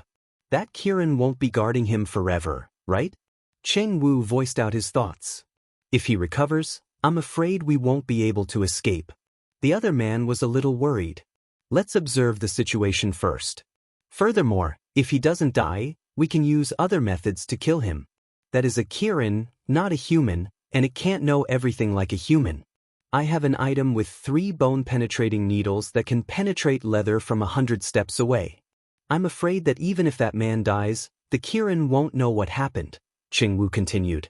As he spoke, he took out a cylinder from his bag, waved it in front of the other man, and put it back into the bag. You actually have this thing? The other man was surprised to see what Cheng Wu took out. One had to know that this cylinder was only sold at the Pavilion of 100 Machines, and it was very expensive. It could fire a total of 3 rounds of bone-penetrating needles, 3 at a time. It could be said to be silent and extremely fast. Even an expert who had just attained the Earthwheel level would inevitably be hit by it. Bai Su gave it to me earlier. If she had used it to protect herself, I'm afraid she wouldn't have ended up like that, said Cheng Wu, a haze flashing across his eyes. So, if there's a chance for me to become stronger, I must seize it. Otherwise, how can I avenge Bai Su? Cheng Wu gritted his teeth and said. The other man could understand Cheng Wu's feelings. No matter who it was, if their beloved junior sister was tortured to death, the only thing left in their hearts would be revenge. It wasn't easy for Cheng Wu to endure until now. However, according to what Cheng Wu said, it was somewhat feasible. If that man had died, the Qilin would definitely not have stayed there to guard him. The two of them just had to guard that place and prevent others from stealing the peaches. If he just stood guard from afar, it shouldn't be too dangerous. Thinking of this, he also nodded. I'll go with you. But first, don't be rash. Let's observe the situation first. Cheng Wu revealed a trace of a smile and patted his companion's shoulder. In his heart, however, he said, I'm sorry. I haven't gotten my revenge yet, so I can't die yet. The reason why he had to convince his companions was because of that Qilin. No one knew what kind of strength this legendary species had. If there really was an accident, he would have a slight chance. After all, he ran faster than him. The two of them made up their minds and didn't rush back. Instead, they first changed direction and carefully moved towards the place they had been before. Although the two of them only took a glance and were in a hurry to leave, Cheng Wu noticed another distance. The trees were closer to that person, which meant that the two of them could move closer. More importantly, that person was facing in another direction. The two of them made a circle before carefully moving in that direction, trying not to make the slightest sound. When they were about to get close to the place they had been before, the two of them could see through the trees and the empty space from before. The two of them carefully looked over and saw that the Qilin and the man were there, but there was also another person beside them. It was a woman in red, wearing a somewhat strange red dress. She was squatting there and feeding something into the man's mouth. So there's a companion, the two of them thought. In the next second, the woman suddenly raised her head and looked over with a cold expression. Although they were far away, the two of them could still feel the murderous and mocking intent in her eyes. We have been discovered. Run. The two of them turned around and fled. With just a glance from the woman, the two of them felt a chill run down their spines. It was as if their bodies had been poured with ice water.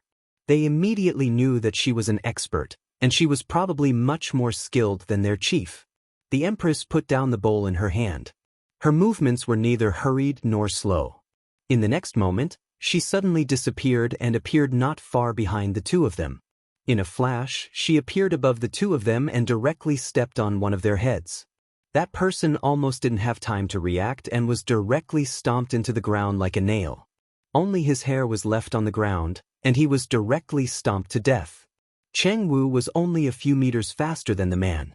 When he heard the sound behind him, he turned around and saw that his fellow disciple only had his hair scattered on the ground. The woman was standing on his head and looking at him. Her face was full of heroic spirit, but it was as cold as frost. Subconsciously, he took out the cylinder. However, the combination of this frosty woman, the red dress, and the Qilin from before suddenly reminded him of that legendary figure. How could that person appear here? But other than her, who else could it be? At this moment, Cheng Wu's mind was blank. At this moment, his previous thoughts seemed like a joke. But why was she here? How could she be here? I can't accept this. In the next second, a stone flew out from under the woman's feet. With a piercing sound, it directly hit Cheng Wu's head. It pierced through the other side of Cheng Wu's head with fresh blood and brain matter, taking away all of his thoughts. Cheng Wu's body ran a step before falling to the ground. At this moment, there was only an empty hole in his face and blood splattered everywhere. Less than a minute had passed since the Empress disappeared and returned. What's wrong? Renbaqian couldn't move his body, but he could still hear the sound of something running in the forest just now. This made him subconsciously think of the two people he saw just now. Just two little bugs, the Empress said indifferently. Hearing the Empress say two, Renbaqian knew that it was most likely those two people. They actually left and came back. He reckoned that they were up to no good. They deserved to die. In fact, after the Empress returned, Renbaqian told her about the two people who came just now. Obviously, the Empress didn't care. As long as the other party didn't appear in front of her, she couldn't be bothered with them. The Empress squatted down, picked up the bowl, and fed Renbaqian the remaining half of the porridge. Then she lifted him up and placed him on the back of the Qilin before continuing on their journey. One day later, the two of them returned to Earth in a forest that was 1 day's journey away from the 9 pavilions. At this moment, Renbaqian had already been poisoned for 9.5 days. There were still 5.5 days left. When Rinpochen and the Empress appeared in the other world, both of them were stunned because there were two men wearing hoods beside them. At this moment, the middle part of the hood was pulled down to reveal their faces. They were lifting their pants and looked like they were about to go to the toilet.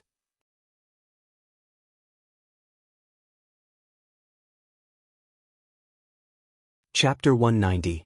The four of them stared at each other for a moment. Rinpochien's face was filled with confusion. Was there really such a coincidence? In the next moment, the two of them flew backward without even making a sound and remained motionless in the air. Previously, the two of them disappeared behind a huge rock near the road leading out of the city. There were still 3 cars on the road, 2 modified pickup trucks and 1 military transport vehicle. At this moment, there was a row of men wearing camouflage uniforms and headgear peeing at the roadside. Furthermore, they were laughing at the two of them for being like sissies who had to hide from people when going to the toilet. In the next moment, they saw the two of them flying backward from behind the rock. Everyone was stunned at first, following which, someone shouted loudly. Everyone hurriedly pulled up their pants, took out their guns, and pointed them at the rock while cursing incessantly. At this moment, the Empress's face was as cold as ice. Actually, she didn't know what the two of them were going to do. After all, no one dared to do such a thing in front of her. It was just that the moment she came out, she met the two of them. Her mood immediately turned sour and her face was filled with unhappiness. Listening to the clamor outside in a language that she didn't understand, she carried Rinpochen with one hand and turned out of the rock. There were more than 20 people opposite them with their guns aimed at them and shouting in a language that neither of them understood. Perhaps they felt that it was unnecessary. No one went to operate the squad machine gun on the pickup truck. After all, there were only 2 of them. The 2 of them were less than 20 meters away from the roadside. At this moment, both parties could almost see each other's faces. In an instant, the Empress disappeared from her original position. Before anyone could react, she had already appeared above the head of the person in front and stomped down. However, unlike the previous person who was nailed into the ground like a nail, the Empress stomped his entire head into his chest. Using the force of this stomp, she stomped on another person's head as if she was stepping on a human head. In just 2 seconds, a total of 9 people fell to the ground after their bodies became shorter. Their bones were protruding from their backs. Those people only saw a red figure carrying another person and shuttling through the crowd at a speed that they couldn't react to. One by one, the living people fell to the ground with the sound of their bones breaking. Immediately, fear rose in their hearts. They screamed and raised their guns to shoot randomly in the air. Their guns simply couldn't keep up with the Empress's figure. But in the next second, the red shadow fell into the crowd like a ghost and kept shuttling back and forth, sending people flying. From the beginning to the end, everyone could only see 2 shadows flying up and down. The battle lasted for less than 10 seconds. All the gunfire stopped abruptly. When the Empress stopped, she was surrounded by corpses. Half of them had their bones shattered and their internal organs ruptured. Half of them had their heads in their chests and their spines protruded from their backs. Rinpochen had truly experienced a hail of bullets, but not a single bullet was able to graze him.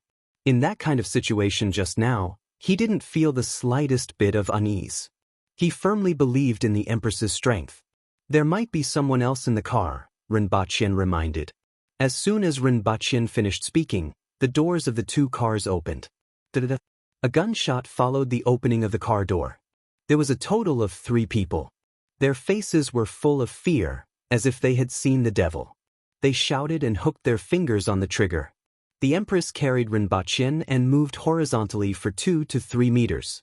Then, she leaped up and stepped on the head of one person, followed by the other. Now, there was only one person hiding behind the car door with a fearful look on his face as he turned his gun. The Empress suddenly stretched out her hand and waved it in the air a few times. There were already a few bullets in her hand. Then, with a wave of her hand, a few holes immediately appeared in the car's window. That person was still hooking the trigger and shouting crazily. He didn't even realize that there were no more bullets in his gun. At the same time, liquid flowed down his pants. That person still felt that he was in a dream. He must be in a dream. Otherwise, how could such a thing happen in this world? If he was in a dream, then it could be explained. These two people must be demons. It was a dream to make him submit. The Empress's movements were too fast. Ren Baqian and that person didn't realize that the Empress had actually caught a few bullets and threw them back. Furthermore, she threw them askew. She threw them askew. She threw them askew. With a cold look on her face, the Empress instantly appeared in front of the opened car door and gave it a kick. Boom! The car door was deformed and twisted. Then, with a huge force, it crashed into the person behind. That person's legs and head, which were over the height of the car door, remained in place. His body was spurting blood as he crashed into the car and flew out along with the other car door. Only then did the Empress carry Ren Baqian and leave quickly with a gloomy face. Ren Baqian was a little speechless. The last person died a little too tragically. The Empress purposely chose a place to avoid people. Not long after, they arrived near the city that they had seen before. At this moment, the two of them only realized the problem with this city when they got closer. It didn't look like the flourishing buildings of China at all. Close to the two of them was a stretch of single-story houses with broken walls. Many of the buildings were dilapidated, and only one or two walls were still standing. There were bullet holes and traces of explosions everywhere. There were also some buildings in the distance, but they couldn't be seen very clearly. At present, what the two of them saw was a stretch of ruins that was filled with a heavy aura of death. However, they still had to go to the city to find out the specifics. The Empress carried Ren Baqian and leaped up and landed on the roof of a house. Occasionally, she would stop on some of the taller buildings and look for the direction to go. At this moment, the two of them realized that there were still many people in the city. Most of them were soldiers who wore camouflage and headgear. There were also a small number of civilians. Some of them wandered on the streets and hurriedly avoided the soldiers when they saw them. There were also a few people who gathered together and shouted in a language that they couldn't understand. There were also some youths who waved their arms fanatically when they saw those soldiers. The two of them stopped on the roof of a nearby building. The Empress said, "What do we do next?" "Catch someone to talk to and come back. I reckon that the thing we want isn't here. Ask them where the most important city is and where the leader is. It's best to find those soldiers who look different from the majority. As far as I know, there are many brainwashed youths who came from other places. They might not be that fanatical and it's easier for them to get the information we want to know," Ren Baqian said. "Just leave me here. There shouldn't be any danger." The Empress nodded her head. She placed Ren Baqian against the wall and leaped down from the roof. "Nasha, coming here is the right choice." Two Caucasian girls in military uniforms were smoking in a shady place. "Yes, I like it here. I'm fighting with everyone for a noble goal. It's so much better than the boring days in the past. This place has allowed me to know the meaning of living," the other girl with freckles said with a smile. Both of them were around 20 years old. They gave up their comfortable and peaceful lives and secretly left their homes to come here. It had already been half a year since then and they had already started to get used to life here. Here, both of them had found what they wanted. Even if they were to die in battle here, it would be for the sake of a noble goal. Therefore, they weren't afraid of death. At this moment, a person appeared in front of them. It was a stunning lady wearing a red dress. She didn't look like someone who should be here at all.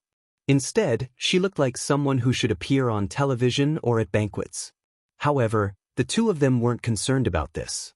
Instead, they were concerned about how this person appeared. No matter who it was, they would be shocked when someone suddenly appeared in front of them out of thin air. Their heartbeat would accelerate. It was the same for the two of them. At the same time, they opened their mouths wide and wanted to scream. The Empress slapped one of them on the forehead.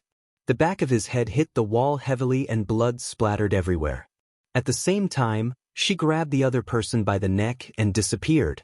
After a while, someone found a female soldier lying on the ground. Her eyes were wide open.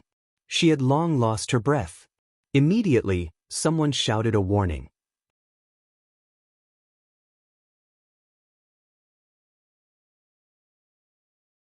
Chapter 191. I'll make up for it tomorrow after attending the wedding. Actually, I've always wanted to discuss something. What if I don't update for a day, and then release it at noon the next day?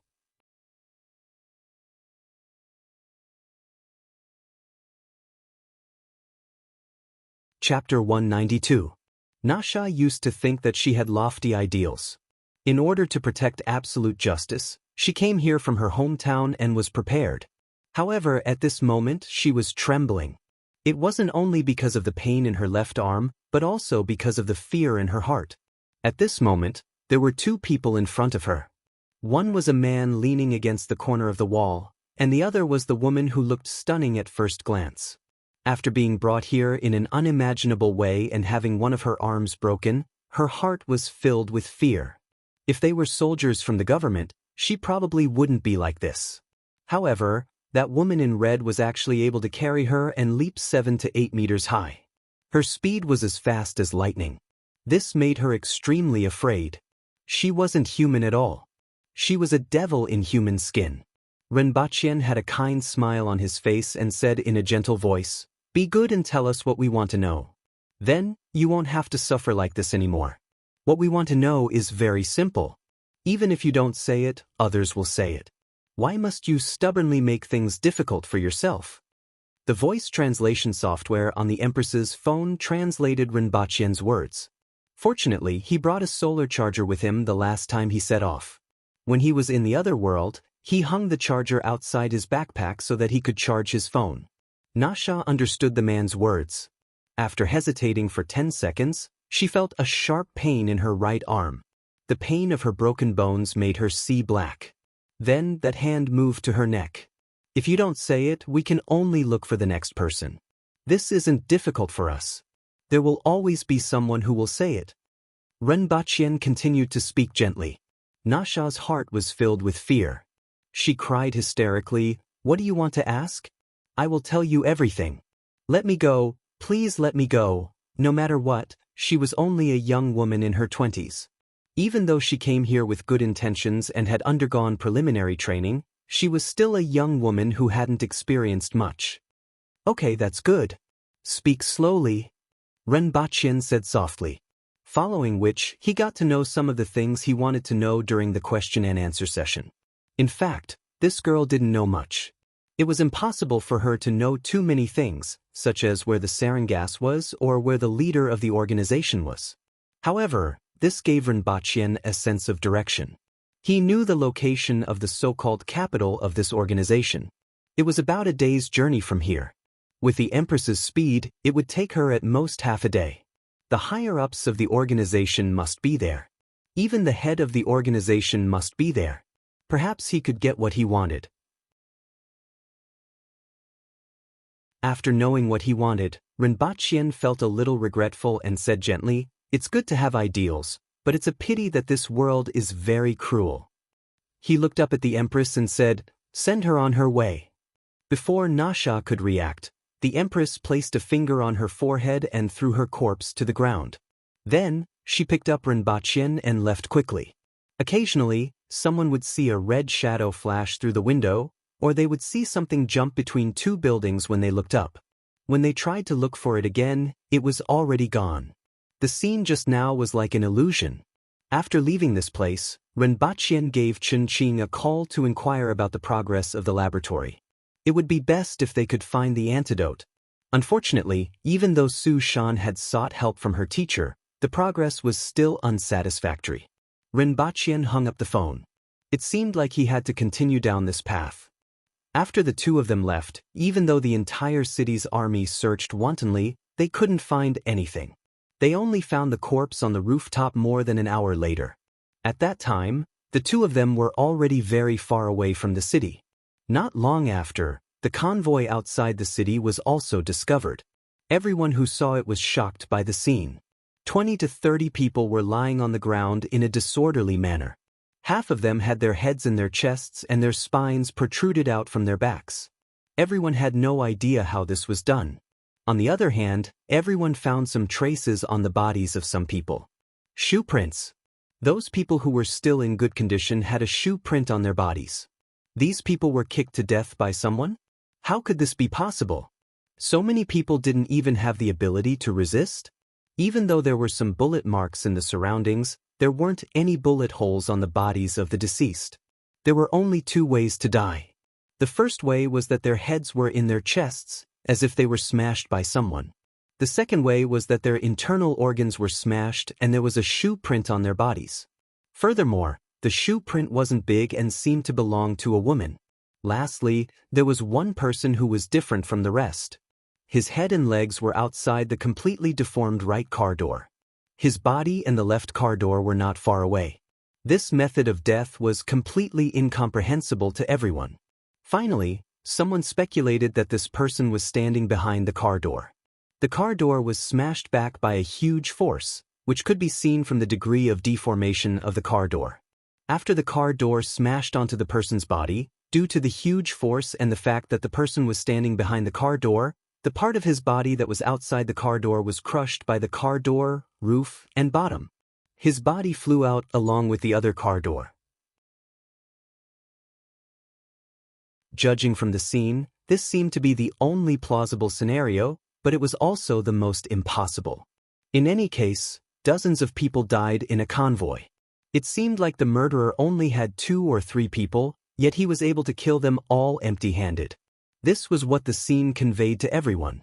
Everyone was puzzled and panicked because this was impossible. Even the best soldier couldn't do this. Half a day later, the Empress brought Rinpoche to the outskirts of another city. This was LK City, the capital of that organization. Even though it was also very run down, it was much more prosperous. There were also more cars coming and going. It took them some time to enter the city.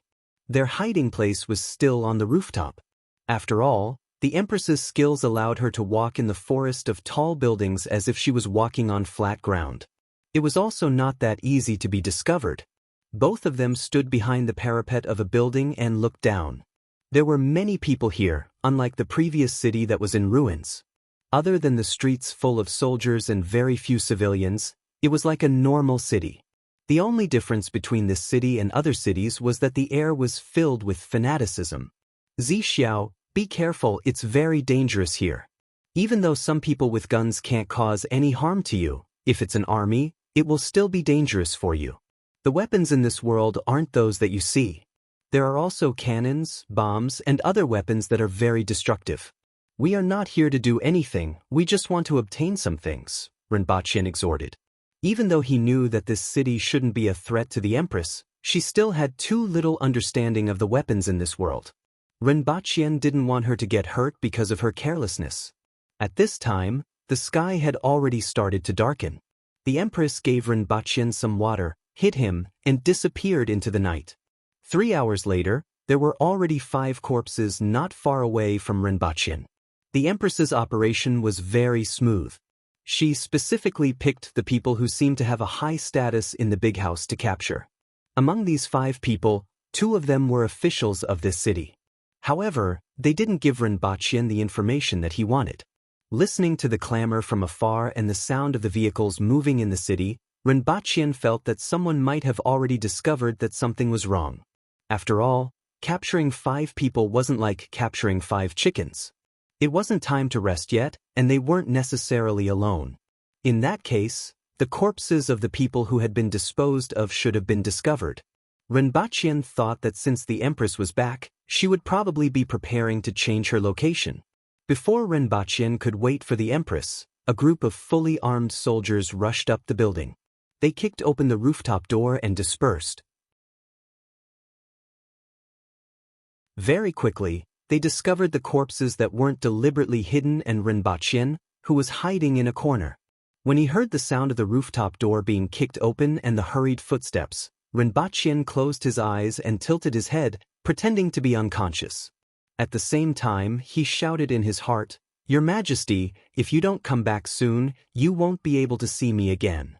Pretending to be unconscious was indeed the most suitable action that he could do now.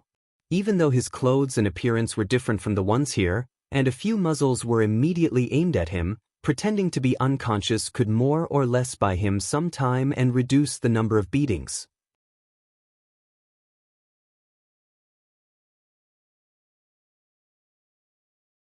Chapter 193. A few soldiers pointed their guns at Rinpoche. Then one of them came to the back and said something to them. Then he said something into the walkie-talkie.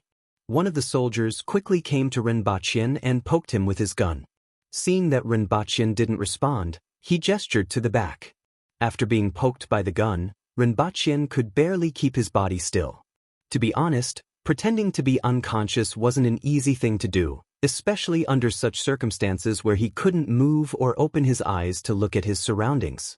He had no idea what was going on outside and could only pray that the Empress would come back soon. Otherwise, if something happened, he would be wronged. At this moment, there were 5 to 6 guns pointed at Rinpoche on the rooftop. A few of them were checking the corpses while the rest of the people came over after searching the area. 2 of them had already picked Rinpoche up and were ready to drag him back for interrogation. At this moment, a red figure carrying a person appeared in a corner. After seeing the soldiers on the rooftop, she was immediately alarmed. Could that person be in trouble? At the thought of this, she panicked a little. Without any time to think, she appeared outside the crowd in a flash. Before the 4 soldiers with guns could react, they were hit by a strong force. The moment they were hit, their bones were shattered, and their internal organs were smashed. Without any sound, they were sent flying from the rooftop. Although the sound of flesh being hit could be heard and the guns falling to the ground, a few more people were sent flying before that happened. Even though the remaining people realized something was wrong, by the time they turned around, half of them had already turned into corpses. When the people on the rooftop saw the corpses falling from the sky like dumplings, they immediately cried out in alarm. When the person in the Empress's hands saw the soldiers on the rooftop, he was pleasantly surprised. However, after the Empress's ghost-like figure shuttled through the crowd, that person swayed for a while and saw his surroundings clearly. The soldiers on the rooftop were all gone. This caused him to widen his eyes and open his mouth wide, but he couldn't say anything. "I'm late," the Empress said while holding Rinpoche with one hand. Her tone carried a tinge of guilt and concern. Rinpoche opened his eyes and looked at the Empress. He smiled and said, "You're not late, you're just in time." When he heard a few short panic sounds just now, he calmed down. When the 2 people beside him suddenly let go of him and let him fall to the ground, he didn't panic at all. In fact, he was really fine. Fortunately, the Empress came back quickly. Those people wanted to bring him back and didn't do anything to him. However, he still praised himself for being smart and quick-witted just now.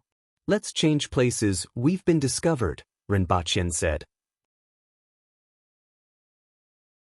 After Rinpoche said this, the Empress carried Rinpoche and the man she caught and left quickly. Within a short period of time, they arrived at a secluded corner at the edge of the city. The Empress put Rinpoche down. The person she was strangling with her other hand had almost stopped breathing. After she released her hand, he lay on the ground and kept coughing. Rinpoche looked at this person's face with delight. And suddenly he remembered. Ren of the people. If it was that person, then the Empress had really made a great contribution this time. At the very least, the world should award her a Nobel Peace Prize. Rinpoche used his finger that could still move to search on the screen. Very quickly, a picture of a person giving a speech appeared. Rinpoche laughed when he saw the bearded man in a black robe, black hat, and black beard gasping for breath on the ground. He didn't know what to say. Was it the will of the heavens or was he just too lucky? Inexplicably, he thought of the saying that fortune and misfortune depend on each other. "How did you catch him?" Rinpoche smiled and looked at the Empress. His voice was cheerful. "I saw a lot of people surrounding him as he walked out of a house. If I could move at this moment, I would definitely give you a thumbs up. You did a great job," Rinpoche said happily. When the Empress heard his praise, she didn't express any opinion but felt a little happy in her heart. "BGD, right?" Rinpoche was all smiles as he looked at the man in the black robe. That man trembled when he heard the voice. He looked at the Empress with fear. In just a short period of time, he had already witnessed the strength of this woman. It wasn't something that a human could possess. He even suspected that the gods were here to punish them. "Or you?" BGD forced himself to calm down and asked in English. However, he was barely able to calm down. After hearing his question, Rinpoche asked the Empress to turn on the voice translation and said, "You don't need to know who we are. We only want one thing, sarin gas. Do you have it? What do you want? It has nothing to do with you. Let's go after we get the sarin gas and the antidote. Otherwise, you will die. That thing is of no value to you if you don't use it. Furthermore, you can get it from other sources. I think it's not as important as your life. Also, I can assure you that I won't use that thing on you," Rinpoche added after thinking for a while. "I don't know who you are. How can I trust you?" BGD's eyes were filled with doubt. After saying a few words, he calmed down a lot. As long as they could talk, there would be a chance. After all, as the leader of such an organization, he wasn't someone who would be easily frightened. "Even though it's very old-fashioned, I have to say that you have no choice. After killing you, we can continue our search. You have seen her skills. No one can stop her, not even your army. If you die because of this, it won't be of any value. Furthermore, I'm afraid that your ideals will be dragged into an internal power struggle because of your death. You should know this better than me." Rinpoche threatened and tempted. He believed that the sarin gas wasn't as important as his life to BGD. Given BGD's status, he wouldn't care where the sarin gas ended up. "I can promise you, but you have to promise me that you won't hurt me." Just like what Rinpoche thought, BG didn't care about the sarin gas at all. "So, where do you keep the sarin gas?" Rinpoche laughed. "It's in the underground base. It's very dangerous. You can follow me to get it." BGD's eyes flickered. Rinpoche looked at him and said word by word, "I think you are lying to us. Perhaps you should know what kind of treatment you will receive if you don't behave." In the next second, BGD hugged his leg and screamed in pain. His calf was broken from the stomp.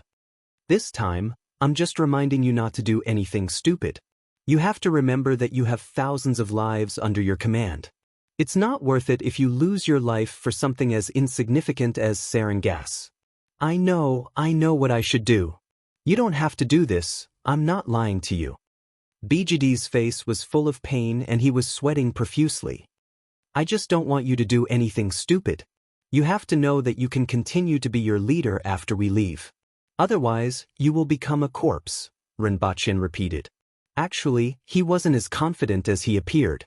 After all, BGD was a person who had thousands of soldiers under his command and controlled the lives of many people. He didn't understand BGD and had no experience in dealing with him.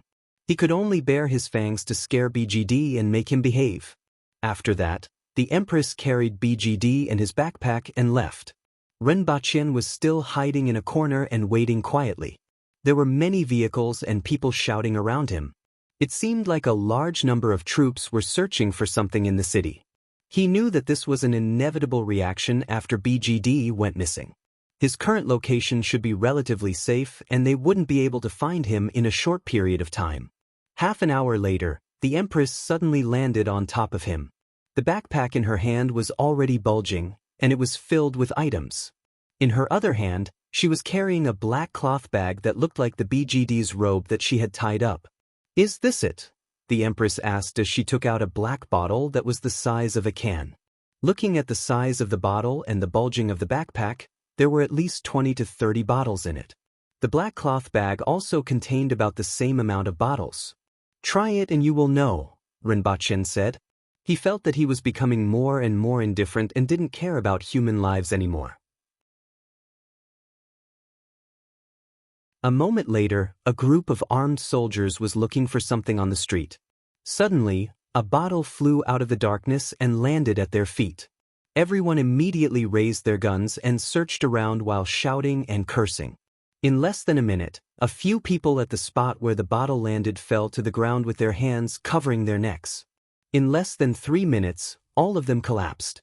Rinpoche, who was far away, disappeared into the night after witnessing this scene. "That person is still alive?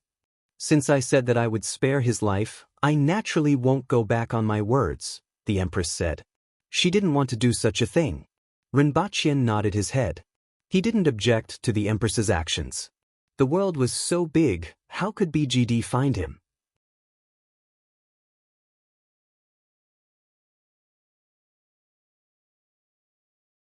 Chapter 194.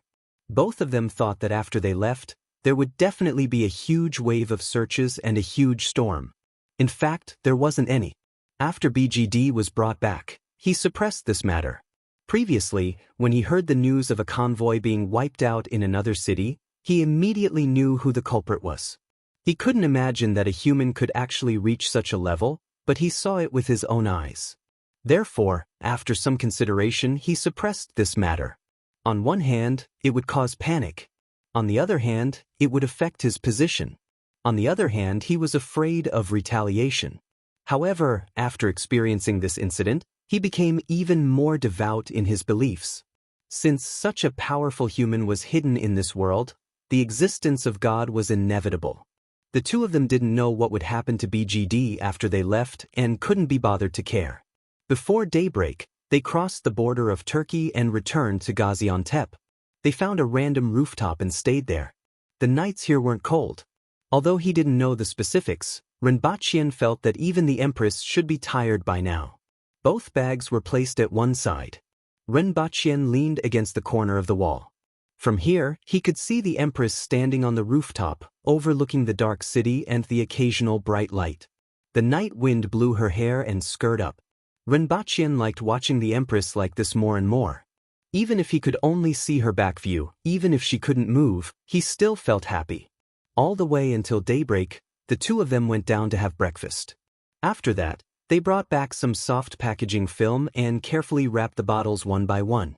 Although they had obtained the custom-made antidote made from nightshade and diphosphoryl, there was still a certain degree of danger if they were to use it after being poisoned. After all, the antidote needed time to take effect. Looking at the Empress who was wrapping the bottles with the soft packaging film, Rinpoche felt that the Empress might have done a lot of things that she had never done in her entire life. For example, taking care of people, feeding people, and doing such chores. These were things that the Empress would never experience. Now, she did all these things without any complaints. The cold expression on her face was just her character. "The dress is dirty," Rinpoche suddenly said. Rinpoche suddenly opened his mouth and said, the Empress's dress was indeed a little dirty.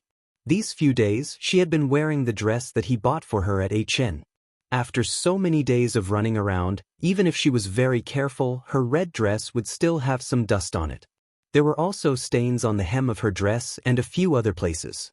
Upon hearing this, the Empress didn't pay any attention to him. She merely brushed the dirty corner of her skirt to the back. Although it couldn't be seen anymore, there was still some dust on her body. Rinpoche laughed after seeing her actions, which made her somewhat annoyed. "After I recover, I will go buy a dress with you," Rinpoche continued to speak gently. Unlike when he was talking to Nasha, Rinpoche wasn't gentle on the surface but cold on the inside, which made the Empress dislike him. Instead, he was full of sincerity and intimacy. "All right," the Empress replied without raising her head. 2.5 days later, the two of them directly returned to the other world. At this moment, there were still 3 days left before the 15th day. When the two of them were only an hour away from the 9 pavilions, the Empress stopped Qi Shui at the top of a mountain. She placed Rinpoche aside and went into the forest in a flash. After a while, she returned to her white inner garment and red muslin skirt. With her status, she couldn't possibly let others look down on her dirty appearance. "Wait for me here, I will be back in a while." The Empress carried the black bag in her hands. She had some understanding of the might of this thing, and this bag should be enough. "I actually want to see what kind of expression those people will have when they see you. I want to see the heroic bearing of a top-notch expert. I believe that will definitely be the most moving scene in this world, a scene that will be engraved in my heart for the rest of my life. However, I still won't be a burden to you now," Rinpoche said with a smile. A faint smile appeared on the Empress's face. It was very faint, but very beautiful. It was a scene that not many people in this world could see. "I will be back in a while. Qi Shui, protect him. If you really can't do it, it is still your own safety that is more important. Don't be too stubborn. You are much more important than me, maybe even 100 times more important. I don't want to see you get hurt." Rinpoche solemnly said what he had always wanted to say, even though he clearly knew what would await him if that happened. This was the most sincere sentence he had ever said in his entire life. "No one can stop me." The Empress looked at him with bright eyes and said. She patted Qi Shui's head, and in a flash, she leaped down from the mountain peak.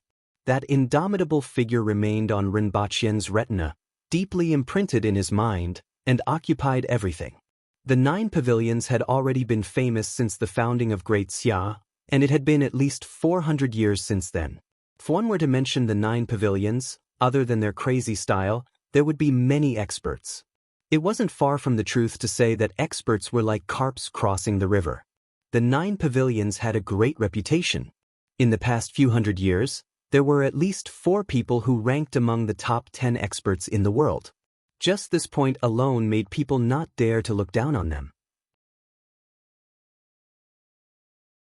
However, the 9 pavilions was so big, and there weren't many people who truly understood them. After all, most people didn't like to deal with that bunch of lunatics. The 9 pavilions was located in a kernel. It would be more appropriate to say that it was a very large village. The entire village had at least 1,000 households, and they were distributed throughout the kernel. Everything in the village was in good order. The disciples of the 9 pavilions, who were regarded as vicious by outsiders, were like ordinary people in this village, chatting and laughing. In the village, there were people who sold meat, fruits, rice, noodles, salt, and iron. It was no different from any other village in this world. The only difference was the 9 tall pagodas located at the back of the village, which attracted some people's attention. Many people would subconsciously glance at the pagodas while walking with respectful expressions on their faces. If an outsider were to see this situation, his or her jaw would drop. They really couldn't figure out how this bunch of lunatics, who called you brothers a moment ago and then killed your entire family the next moment, could live like ordinary people in this village. It was even more unimaginable that this bunch of 9 pavilions disciples, who were feared everywhere, could actually live like a group of villagers. There were no guards in the 9 pavilions. After all, many of the people here could be considered experts in their own right. There were at least 100 earth wheel experts, and countless man wheel experts. If a stone was thrown out, it might even hit an earth wheel expert who looked like an old farmer. No one dared to behave atrociously in such a place, not even the people from the 9 pavilions. However, today, there was someone who dared to behave atrociously here. There was a gate archway at the entrance of the village that was about 4 to 5 meters tall. After hundreds of years of wind and rain, this archway was already modeled. On the archway, there were 3 big words, 9 pavilions, written with an iron brush and silver hook. The words revealed a trace of saber intent. It was said that these words were left behind by the chief pavilion master who established the 9 pavilions. The words contained his understanding of saber techniques. Therefore, there were often people observing and practicing under this archway. At this moment, it was the same. A total of 20 to 30 people were sitting 10 meters away from the archway and looking up. Each of them had a look of concentration on their faces. At this moment, a lady dressed in red carrying a strange backpack suddenly appeared on the archway. She stepped on the archway and overlooked the entire village. Hua Sanlu, come out.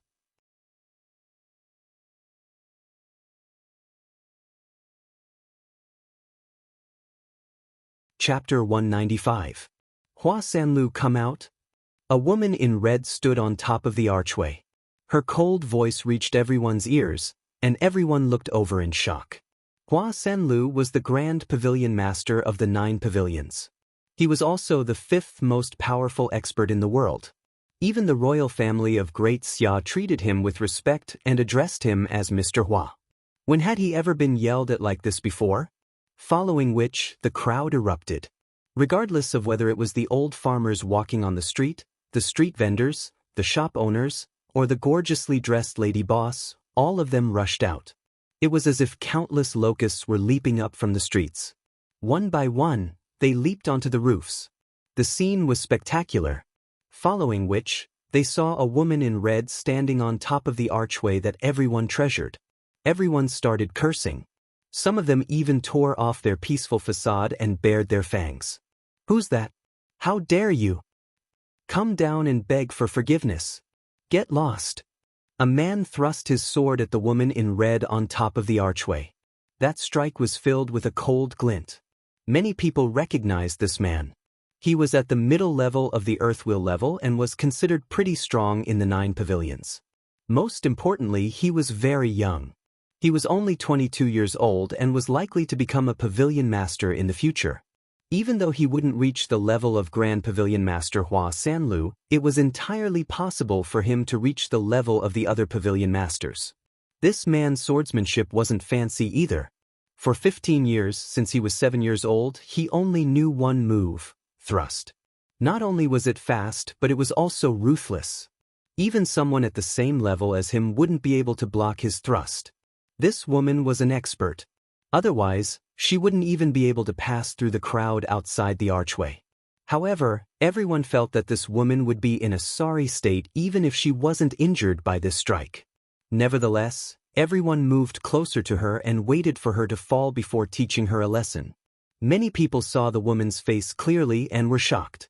There was actually such a woman in this world. They had to spare her life later. Clang. Everyone didn't see how the woman made her move. The strike that everyone thought would be extremely difficult to block flew into the air. The man was also sent flying and smashed into a house. This also made many people realize that this person wasn't only an expert, but he was also an absolute expert. Otherwise, he wouldn't have been able to block this strike so easily. At this moment, a shout came from the back of the crowd. Who dares to cause trouble here? When he said the first word, he was still at the back of the crowd. When he said the last word, there was already another person on the roof not far away from the archway. He was about 40 years old, wearing a green robe and a scholar's headband. There was a 3-foot beard on his chin, and he looked refined and refined. He looked like a scholar from Great Xia. As a matter of fact, he was a scholar in the past. Coincidentally, he entered the 9 pavilions and became one of the pavilion masters. 8th Pavilion Master. Everyone greeted. The 8th Pavilion Lord, Zhang Zijiang, stared at the girl not far away. A look of astonishment flashed in his eyes. Such a graceful girl with such outstanding skills, it was impossible for her to be a nobody. Who are you? Why did you cause trouble in the 9 pavilions? Ask Hua Sanlu to come out. The lady in red merely glanced at him from the corner of her eyes before ignoring him. This attitude showed that she didn't care about Zhang Zijiang at all. Arrogant. Everyone cursed. Zhang Zijiang's face also darkened. When he was young, his family was poor, so he hated being ignored. Those who ignored him in the past, after he became proficient in martial arts, came knocking on his door and killed them all. Among all the pavilion masters in the 9 pavilions, Zhang Zijiang was the most narrow-minded. If you want to meet the great pavilion master, I will have to test your skills first. Before he finished his sentence, he leaped up, and a pair of steel claws appeared in his hands, gleaming with a cold light. Seeing Zhang Zijiang make his move, everyone was relieved. No matter how capable this lady was, she wouldn't be able to win against the 8th Pavilion Master. Although the 8th Pavilion Master was only ranked 91st in the world, it also meant that there were only 90 people in the world who could defeat him. How many martial artists were there in the world? Just this fact alone was enough for him to be ranked 91st, was enough for him to be proud of. Although the Empress ignored him, she could tell that he had some skills. If she stood still, the archway would be destroyed, which would create a huge enmity. After all, she was here for the antidote. With a move, the Empress directly went up to meet him. Both parties collided in the air. Before anyone could see clearly, Zhang Zijiang was smashed to the ground like a cannonball. Everyone was stunned and took a deep breath in unison. The 91st in the world actually only had one face-to-face encounter with this lady. Who was this lady? Which woman was so powerful? The 3rd most powerful woman in the world, Li Yuanzhu? Impossible. Although she lived in seclusion, she had the image of a Taoist nun. The 7th most powerful woman in the world, Qi Zixiao? How could the Empress of Deyo be here? The 12th most powerful woman in the world, Sun Mingyang? That woman seemed to be in her 40s. However, It was said that she had a technique to preserve her youthful looks, so it was hard to say. While everyone was in shock and guessing, Zhang Zijiang, who had smashed a hole in the ground, spat out a mouthful of blood and was shocked. Others couldn't see clearly, but he knew that the two of them exchanged 3 moves just now. However, that woman was too fast and too powerful. She didn't seem like a woman at all, but more like a giant beast. His hands were still numb after being hit by her. If she hadn't used her full strength at the last moment, he would have been seriously injured. Even if a woman from Great Xia was stronger than him, she wouldn't be able to make him feel completely helpless with just her strength alone. This woman wasn't from Great Xia. There was only one such woman in the world, Qi Zixiao. At the thought of this, he was horrified. With a flip, he jumped out of the hole. He landed on the ground, stared at the Empress and said, "Qi Zixiao, why are you here?" After hearing what he said, everyone immediately stared at the Empress. It was actually Qi Zixiao? The Empress of Deyo actually appeared here? Some of them had evil thoughts when they saw her face. At this moment, all these evil thoughts flowed out along with their cold sweat. A person's reputation was like the shadow of a tree. Who would dare to have any ideas about Qi Zixiao? "Hua Sen, I'm here, aren't you going to come out and welcome me?" The Empress didn't hide anymore and directly transmitted her cold voice. At this moment, some of the people who were wholeheartedly cultivating and ignoring the outside world also jumped onto the roof. There were only a few people in the world who called themselves Emperor. And there was only one woman. When this voice spread out, the entire 9 pavilions was in an uproar. "I didn't expect you to personally come here, Qi Zixiao. Your presence really brings light to my humble 9 pavilions." A feminine voice came from afar. Following which, a figure flashed in the air and appeared in front of everyone. As he landed, a few other figures jumped out from the pagoda and landed behind him.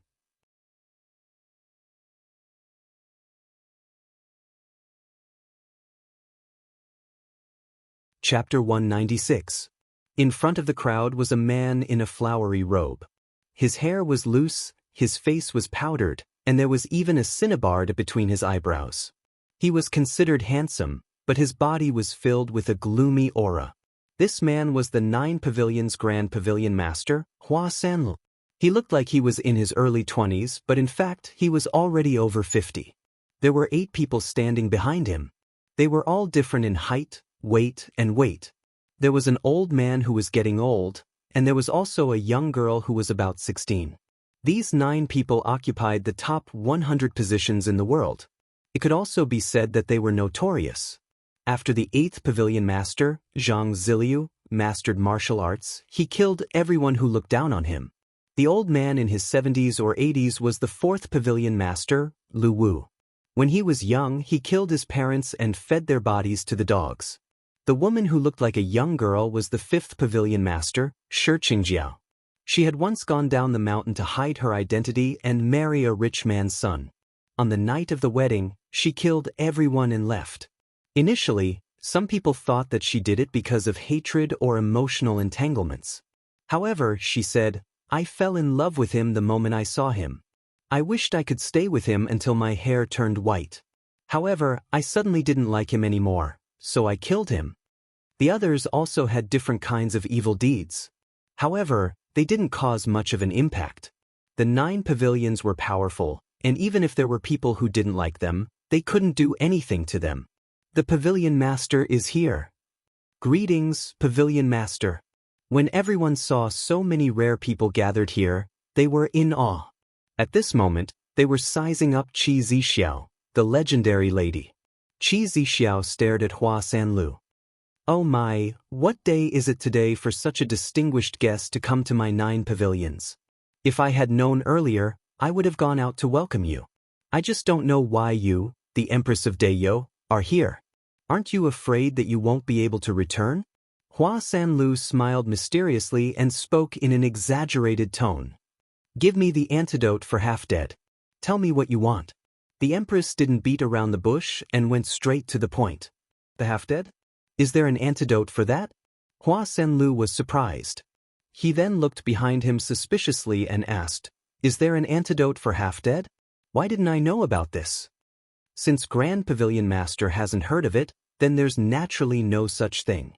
Shi Qingjiao covered her mouth and chuckled. Upon hearing this, the Empress's heart tightened and her murderous aura soared into the sky. If there was no antidote in the half-dead state, would that person be like a wooden man in the future? Ayaya, I remember now. There seems to be an antidote. My memory has been getting worse these past 2 years. However, I'm very curious. Who was the one who was afflicted with this half-dead poison that made you, the Empress of Deyo, personally come over to ask for it? Hua Sanlu chuckled. I heard that you've been raising a gigolo recently. Could it be him? In the entire imperial court of Deyo, apart from Hong Wu, there is probably no one else worthy of your attention. The Empress exuded a cold aura, and the surrounding temperature dropped by a few degrees. There was even a gust of wind blowing, causing the Empress's hair to flutter. Give me the antidote. The Empress's voice was devoid of warmth. Ayaya, you're the one begging me now. I'm so scared when you talk like that, Hua Sanlu said in a weird tone. Everyone burst into laughter. If they saw Qi Zixiao outside, they really wouldn't dare to do anything. But here, with Hua Sanlu, who was more powerful than Qi Zixiao, around, no one had the slightest bit of fear. To be able to laugh at the 7th most powerful expert in the world and see her suffer a setback, they might not have such an opportunity again in this lifetime. The Empress frowned slightly and the coldness in her body intensified. This Hua Sanlu was indeed the most ungraceful and disgusting one among the top 10 experts in Deyo. If it wasn't for the fact that she still wanted to get the antidote, she would have beaten him up without a second thought. Give me the antidote and you can state your conditions, the Empress said again. So generous, so awe-inspiring. As expected of Qi Zixiao. Since you said so, I'll state my conditions now. Hua Sanlu had a weird smile on his face. He pointed at the Empress and said, I want you. Everyone laughed again. At this moment, a layer of ice could be scraped off the Empress's face. That gigolo you are raising. Give him to me, I'll save him and he'll stay with me. How about that? I'm very curious about a man who can even charm someone like you. Hua Sanlu changed his tone and said, You're courting death. The Empress clenched her fists and said, In her entire life, who had ever spoken to her like this? If you brought along 1,500 winged cavalry warriors or Hong Wu, I might not have dared to do it. But you came by yourself, why wouldn't I dare? Hua Sanlu laughed. What conditions do I have to give you the antidote? The Empress clenched her teeth and asked. Ayaya, you're really cute. You actually haven't fallen out with me yet. It seems like that person is really important. There aren't many opportunities like this, I have to think about it carefully. Hua Sanlu laughed again. Go, bring me the antidote, Hua Sanlu suddenly said to the person behind him. The 9th Pavilion Master, Zhu Lang, was plump and looked like a rich man.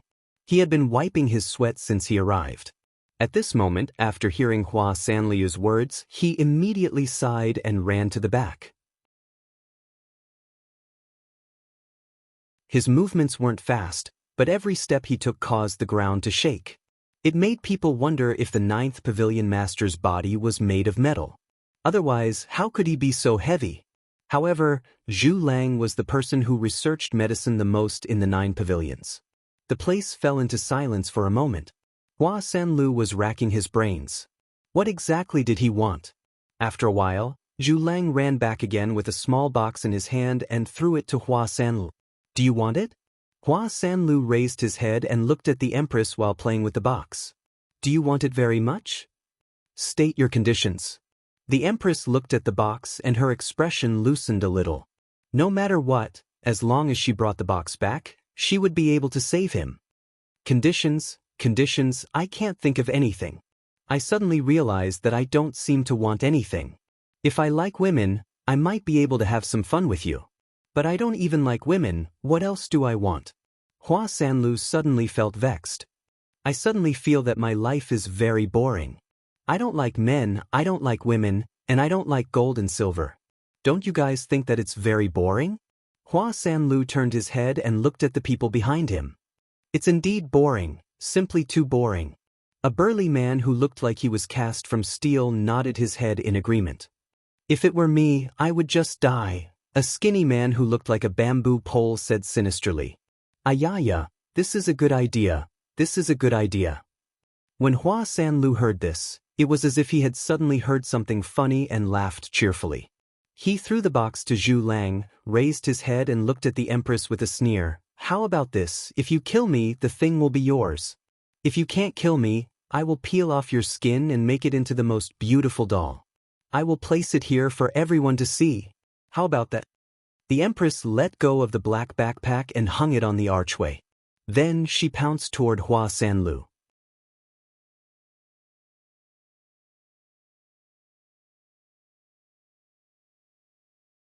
Chapter 197. At this moment, the Empress squinted her eyes and pounced on Hua Sanlu. If she wasn't waiting for the antidote, she wouldn't have been able to control herself. In the entire Dayo, who dared to speak to her like this? Outside of Dayo, who dared to speak to her like this? Do you really think that I can't touch you just because you're the 5th most powerful expert in the world? Do you really think that I can't beat you to death? Do you want to die? I'll beat you to death right now. At this moment, the Empress turned into an arrow in everyone's eyes. They could only see a blurry shadow, and from this, they could see the Empress's speed. Before anyone could react, she exchanged a few blows with Hua Sanlu, who was on the ground. Following a loud bang, both of them were sent flying. Those who didn't have time to react were sent flying by the explosion. Other than the archway behind the Empress, all the other buildings collapsed with a loud bang. Only the archway, which looked old and colorful, wasn't affected at all. Even the black bag hanging on the archway wasn't affected at all. Everyone was overwhelmed with shock. Was this the strength of the top 10 experts in the world? The Empress did a somersault and fell from the sky. When Hua Sanlu landed, he stomped on the heads of 3 people in succession before stabilizing himself. However, he didn't seem to care at all. Instead, he laughed and said, "Interesting, really interesting." At the same time, he leaped more than 10 meters high before pouncing on the Empress. In everyone's eyes, an incomparably huge pitch-black saber appeared in the sky and slashed down with boundless momentum. Just that aura alone was enough to make many people unable to move. This was an ability that only a few spirit wheel experts could master and use, the embodiment of the spirit, or rather, God martial arts. After passing the heavenly barrier, one could advance to the God level. The difference between the God level and the previous ones was that the God level cultivator cultivated the spirit and condensed all the essence, chi, and spirit in the body into God martial arts. Only after condensing God martial arts could one be considered a true top-notch expert. God martial arts was their strongest means of fighting the enemy. However, condensing God martial arts was a bottleneck for most people. Some spirit will experts even died because of this. This kind of thing happened frequently. Faced with this mountain-splitting saber, the Empress could even feel the sharpness of the saber. Both her eyes and even her hair turned blood red. This was the manifestation of the condensation of the blood and chi in the Aboriginal's body. The practitioners from the other countries would switch to practicing God martial arts after reaching the spirit wheel level, but the Aboriginals would always activate the power of their bloodline and spread the power of their blood throughout their bodies. This was the biggest difference between the two. The Empress clenched her fist and met the attack head-on. A series of loud noises rang out in the air. From below, everyone could only see a long black saber being wielded by a giant's arm as it continuously collided with a red figure. Explosions rang out incessantly, but every time they collided, the red figure would be pushed back a little. To think that the female Empress, who was known for her strength, was being suppressed by Hua Sanlu. As the two of them fought, the crowd below could no longer stand still and retreated into the distance. There was even one person who retreated a little too slowly and suddenly exploded into a shower of blood that filled the sky. At the same time, numerous blade marks that were a full foot deep appeared on the ground. This caused everyone to scramble to escape, afraid that they would be affected by the battle. Just the leaking sharp chi alone was enough to cause such damage to the ground. One could well imagine what kind of situation the Empress was in. As the two of them fought, even the other 8 pavilion masters had no choice but to retreat a little. They were deeply shocked by the strength of the two. Even though they already knew that Hua Sanliu's strength was unfathomable, no one expected it to be to this extent. Perhaps only the combined strength of the 8 pavilion masters would be able to contend against him. Boom! With another loud noise, the Empress was sent flying. She adjusted her body in midair and landed on a huge rock that was more than 100 meters away. As her feet landed on the ground, the huge rock beneath her feet cracked with a loud bang. The Empress raised her hand and saw that there were already a few shallow bloodstains on her fist. At this moment, there were also a few more wounds on her body. How can you kill me with just this amount of strength? Tell me, how can you kill me? Hua Sanlu laughed maniacally in the air. At this moment, the Empress's eyes and long hair were all blood red. Her shoes had long been shattered and she was standing there barefooted. Phew! Phew! What's that sound? The person who spoke was the burly man who looked like he was made of steel. He was the 3rd pavilion master, Zhong Feng. He seemed to have heard something. It's coming from that side. Shi Qingjiao looked at the direction where the Empress was standing with a serious face. At this moment, the Empress's aura was rising continuously, giving people the feeling that a ferocious beast was awakening. It's the sound of breathing, another pavilion master said in disbelief. This breathing sound gave him the feeling that a huge beast was breathing. It gave people the feeling that a huge beast was suppressing its bloodthirsty madness before attacking and accumulating energy in its body. At this moment, the Empress's body changed again. Strange patterns began to appear on her skin and covered her entire body. The Empress opened her mouth slightly, and as she breathed, a white mist was spat out from her mouth like an arrow before dissipating. Hua Sanlu, who was in the air, realized that something was amiss earlier than the others.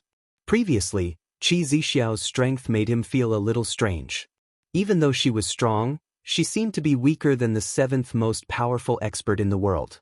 After he had condensed his god of martial arts, the speed at which she fell into a disadvantageous position was too fast. At this moment, he realized that Qi Zixiao had actually not used her full strength all along. Now, Qi Zixiao's aura was a notch higher than before and was still growing. She was about to reach the point where she could compete with him as an equal. What kind of martial arts was this that could actually increase her strength by a notch in such a short period of time? Interrupt her, we can't let her continue. Hua Sanlu suddenly had this thought. Die. Following Hua Sanliu's shout, his god of martial arts transformed into countless saber shadows and slashed at the Empress who was standing on the huge rock. Phew! As the Empress exhaled a long breath, when she raised her head again, there was no longer any black color in her eyes. Her face was also covered with blood-red patterns. Roar! The Empress suddenly let out a roar and disappeared in an instant. When she reappeared, she was already in midair. She clenched her fists and faced the countless saber shadows. Boom, boom, boom, boom, boom. A series of loud collisions almost set off a sound wave. This time, even the 8 pavilion masters couldn't see what was happening on the battlefield. They could only see a black light that seemed to be engulfing everything. Occasionally, they would see a red dot at the edge of that black light, which proved that the person was still there. The Empress's fists collided with that ball of black light over and over again. Indiscernibly, cracks began to appear on the edge of that huge black saber. Following which, the cracks became bigger and bigger until they covered the entire saber. Roar! In midair, the Empress let out a roar that sounded like that of an ancient giant beast. She ferociously punched that black saber, and that long saber in midair suddenly shattered into countless pieces. A figure was thrown far away. Grand Pavilion Master! Everyone cried out involuntarily. Roar! In an instant, the Empress disappeared from the sky. Following which, she appeared above Hua Sanlu, who was thrown into the air. She punched Hua Sanliu's chest and smashed him down. The Empress followed him down like a shadow, punching him again and again. A black shield appeared in front of Hua Sanlu and barely blocked the Empress's fists. At this moment, Hua Sanlu was violently vomiting blood. Even his 5 orifices were bleeding. Bang, bang, bang. Save Grand Pavilion Master, the second Pavilion Master shouted loudly. The 8 of them looked at each other, but no one actually took a step forward. At this moment, Qi Zixiao was obviously not right. Even Grand Pavilion Master Hua Sanlu had been defeated. At this moment, it was better for someone else to test the waters. All 8 of them thought so. Therefore, none of them moved. In the next moment, all 8 of them leaped out at the same time. A thin sword appeared in the hands of the second Pavilion Master, Jiang Hailu. The body of the third Pavilion Master, Zhong Feng, emitted a metallic luster. A long rod appeared in the hands of the fourth Pavilion Master, Lu Wing. Everyone had already condensed their god skills, but they had yet to reach the stage where they could enlarge and release their god skills like Hua Sanlu. They could only maintain stability when the god skills were formed in their hands. Bang! The Empress turned around in midair and ruthlessly stomped on Hua Sanliu's body. Immediately, a cloud of blood exploded in midair. The 8 people who had just leaped out immediately stopped in their tracks. Everyone's eyeballs were about to pop out. How was this possible? The 5th most powerful expert in the world, Hua Sanlu, was actually beaten up. After the Empress beat up Hua Sanlu, she suddenly lost all her strength and fell to the ground. She barely managed to stabilize her body, and the veins on her body began to gradually disappear. However, her eyes were still suffused with blood. She raised her head and looked at everyone. "Give me the antidote." Her voice was still cold. The might that she showed when she beat up Hua Sanlu was really terrifying. However, everyone could hear the frailty in her voice. The martial arts she used just now consumed too much of her energy. She can't hold on any longer. Everyone from the 9 pavilions, kill her. You will be rewarded handsomely, everyone shouted, and their voices spread throughout the entire arena. Kill! Thousands of figures immediately rushed toward the Empress after hearing the order.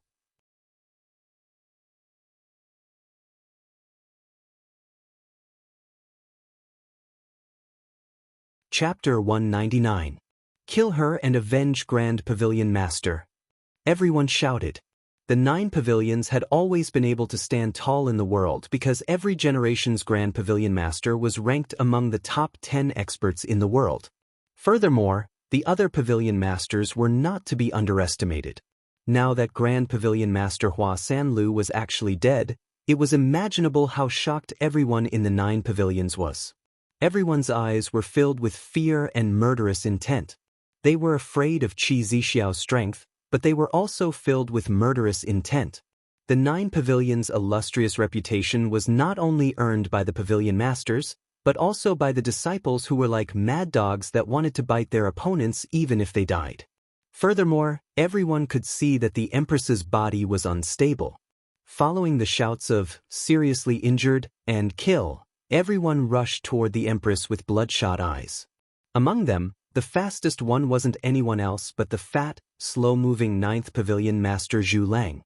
He took a deep breath, and his entire body became even fatter. Following which, he leaped into the air like a meteorite and smashed toward the Empress with a whistling sound. The Empress raised her head and saw thousands of people rushing toward her. Her eyes were filled with coldness and murderous intent. "You guys are courting death." However, the most important thing right now was Zhu Lang, who was smashing toward her like a meteorite. The Empress pinched her fingers and made a series of crisp sounds.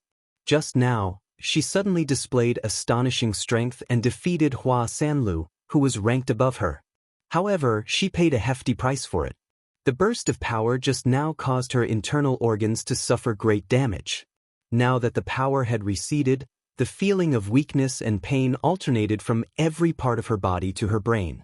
Now that her strength had dropped to 30% of her peak, she needed at least a month to recover from the damage she suffered and return to her peak. The pain from every bone and muscle in her body made her movements much slower. Facing Zhu Lang, who was smashing down from the sky, the Empress did not dodge. Instead, she clenched her teeth and threw a punch at him.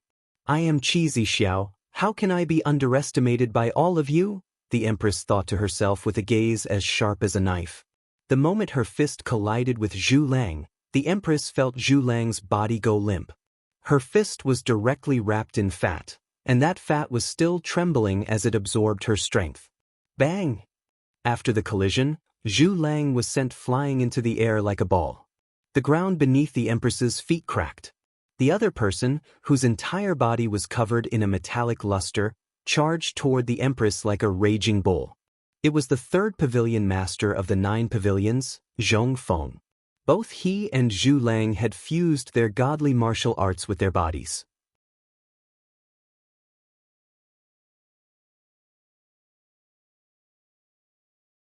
Shi Qingjiao let out a muffled groan as she was sent flying. The Empress's hand was bleeding. Using this punch, the Empress flew a few meters away again. More than 10 figures leaped up to intercept her. Get lost!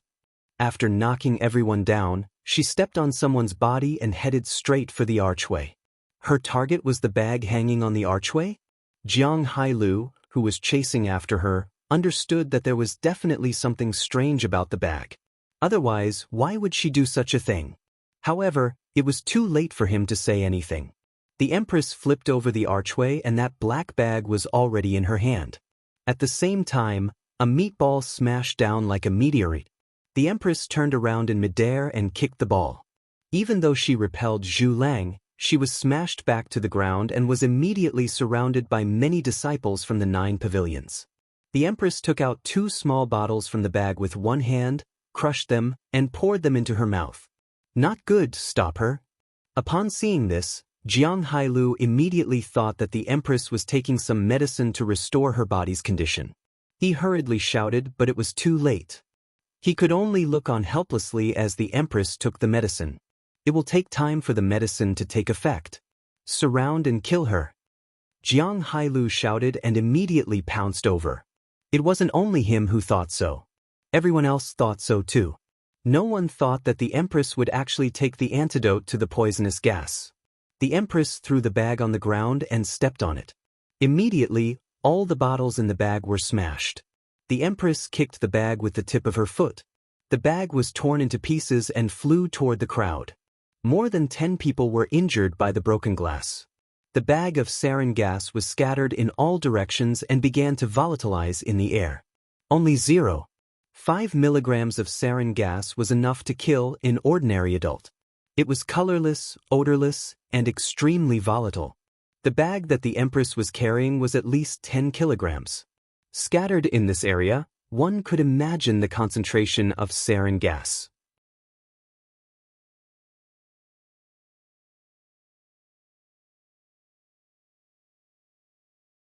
Chapter 200.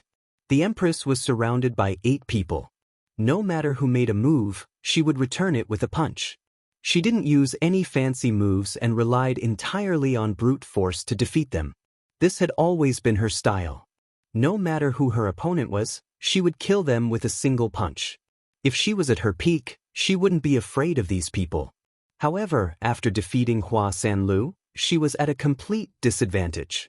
Wounds were added to her body from time to time, and her red dress was already covered in blood. Not only was the blood flowing from her hands, but there was also a half-inch deep wound on her waist. This was left by Shi Qingjiao. She always looked for the most opportune moment to deal a fatal blow after the others attacked. If it was someone else, she would have already cut open their waist. On her shoulder, there was a wound so deep that the bone could be seen. This was left by Jiang Hailu. The Empress's face turned colder and paler. Her red lips were even more eye-catching, like blood and fire. Her gaze was still as cold as ever. Everyone admired Qi Zixiao's toughness. From the beginning to the end, there was no change in her gaze. Whether it was before or now, there was no sign of retreat or weakness. From the beginning to the end, she never flinched. However, although everyone admired her, it was more important to keep her here. Even if Hua Sanlu was dead, no one dared to underestimate the 9 pavilions. Not to mention the benefits from the great Xia imperial family. Qi Zixiao's head wasn't just priceless. She can't hold on any longer. Everyone understood that Qi Zixiao had a huge fight with Hua Sanlu. Even though it wasn't a long time, she had consumed a lot of energy. Now that she had lost so much blood, she wouldn't be able to hold on for long. At the thought of this, everyone moved faster and more ruthlessly. They even exchanged injuries for injuries and took advantage of this time to keep Qi Zixiao here. At this moment, some of the surrounding disciples of the 9 pavilions started to feel nauseous. Then they fell to the ground. It wasn't just a few people, but more than 100 people fell to the ground. Such a commotion shocked everyone. Many people shouted their names and rushed to check, only to see their bodies twitching and foaming at the mouth. Poison! Everyone's expression changed drastically. Where did the poison come from? Qi Zixiao? Or was it someone else? But other than Qi Zixiao, who else could it be? Before everyone could figure out what exactly happened, the people around them also fell to the ground. Everyone dispersed. Although they did not know how Qi Zixiao poisoned them, they still subconsciously distanced themselves from each other. However, it was already too late. Batches of people began to fall as soon as they started moving. What would be the concentration of 10 kilograms of sarin gas after it was released? 1 kilogram of sarin gas could kill millions of people.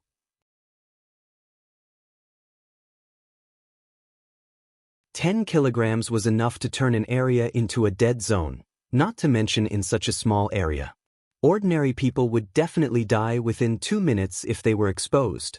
From the time the Empress kicked the sarin gas until now, a total of 7 minutes had passed. Excluding the time for the sarin gas to evaporate, she had been exposed to a high concentration of sarin gas for 5 minutes. The disciples of the 9 pavilions were much stronger than ordinary people.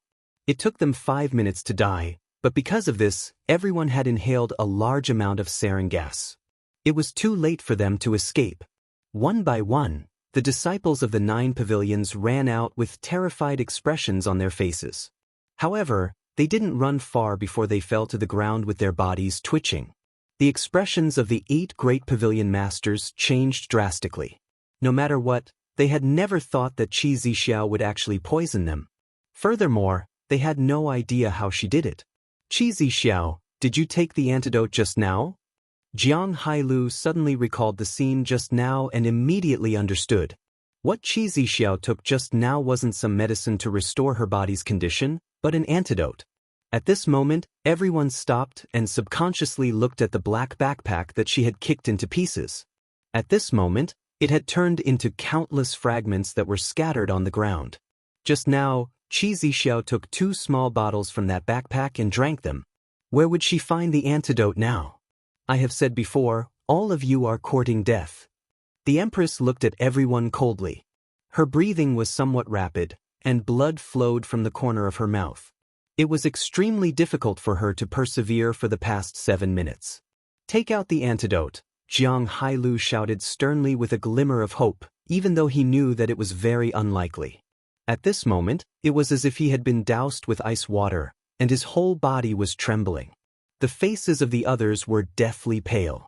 Although they were still fine, it was only because they were stronger than ordinary disciples that they could persevere for a little longer. Antidote? I drank it, the Empress said faintly. This simple sentence made them tremble all over. The antidote you want is with me, and I will destroy it before I die. Zhu Lang's face turned ashen. It doesn't matter, I can go in and look for it. There must be more, the Empress said. There shouldn't be many antidotes that need to be stored in such a box. That's right, that antidote was previously stored in a very exquisite box. Presumably, it wasn't specially found by Zhu Lang. There was one more sentence that she didn't say for fear of reminding everyone. Even if the antidote was destroyed, as long as there was a little bit of residue left, it would be enough to compare the smell. Presumably, different antidotes had different ingredients and smells. I will kill you to accompany me in death. 3rd Pavilion Master Zhong Feng roared and rushed toward the Empress, but she dodged to the side. At this moment, she didn't need to persevere anymore. Except for a few ordinary disciples who were far away, all of them were lying on the ground. Although some of them were still twitching, they probably wouldn't be able to live much longer. These few people wouldn't be able to persevere for much longer. Even though they were at the spirit will level, they were only slightly stronger than the others. Furthermore, they had condensed their spirit martial arts and could persevere for a while longer. However, this didn't mean that they were immune to poison. Thousands of people were lying on the ground in a disorderly manner. It was a ghastly sight. The few disciples who had escaped didn't dare to stay and ran far away. No one knew how wide the range of this poison was. Zhu Lang looked like he was crying and laughing at the same time. He crushed the wooden box in his hand, turned around, and fled outside. He had a glimmer of hope in his heart that there might be a chance of survival if he left here. Seeing his actions, the others also started to move. 5 of them ran toward the periphery, while the other 4 felt that they couldn't escape death and rushed toward Qi Zixiao. Even if they were to die, they wanted to add 2 more scars to her body. However, Zhu Lang didn't even run 5 meters before he felt that it was getting harder and harder to control his body. Then he fell to the ground. He was the weakest among them and was the first to fall. The sound of Zhu Lang falling to the ground was like a heavy hammer hitting everyone's body. Everyone had a miserable look on their faces. Behind him was Zhang Zijiang, who was about to jump over the roof, but he fell head first. The Empress calmly dodged the attacks of the last 4 people and watched as they fell one by one. "You can't leave Great Xia." Jiang Heiliu's eyes were filled with viciousness. After he finished speaking, he fell a few steps away from the Empress. The Empress stood there indifferently. Other than 3 to 5 people who had escaped, the rest of the people in the 9 pavilions had fallen in this kernel. She knew that she had to hurry. She understood a little about the sarin gas from the other world. With such a high concentration, it would be very dangerous even if she took the antidote. It was just that the physical condition of the aboriginals was much better than that of the spirit will experts in Great Xia. In terms of physical strength, even 5 Hua Sanlius couldn't compare to her. Coupled with the antidote, it didn't have much of an effect on her. However, if she continued to stay here, it would be hard to say. In a flash, she came to Zhu Lang's side. He was holding some of the remaining dregs in his hands. After collecting them, the Empress plunged into those few pagodas to search. After a while, she left with a few boxes. As for the legacy of the 9 pavilions, it was indeed the top legacy of Great Xia. However, she wasn't interested in it and couldn't be bothered to plunder it. Behind her, only the ghost-like 9 pavilions and countless corpses were left on the ground. Other than a few ordinary disciples who had escaped, the rest of the 9 pavilions were all dead.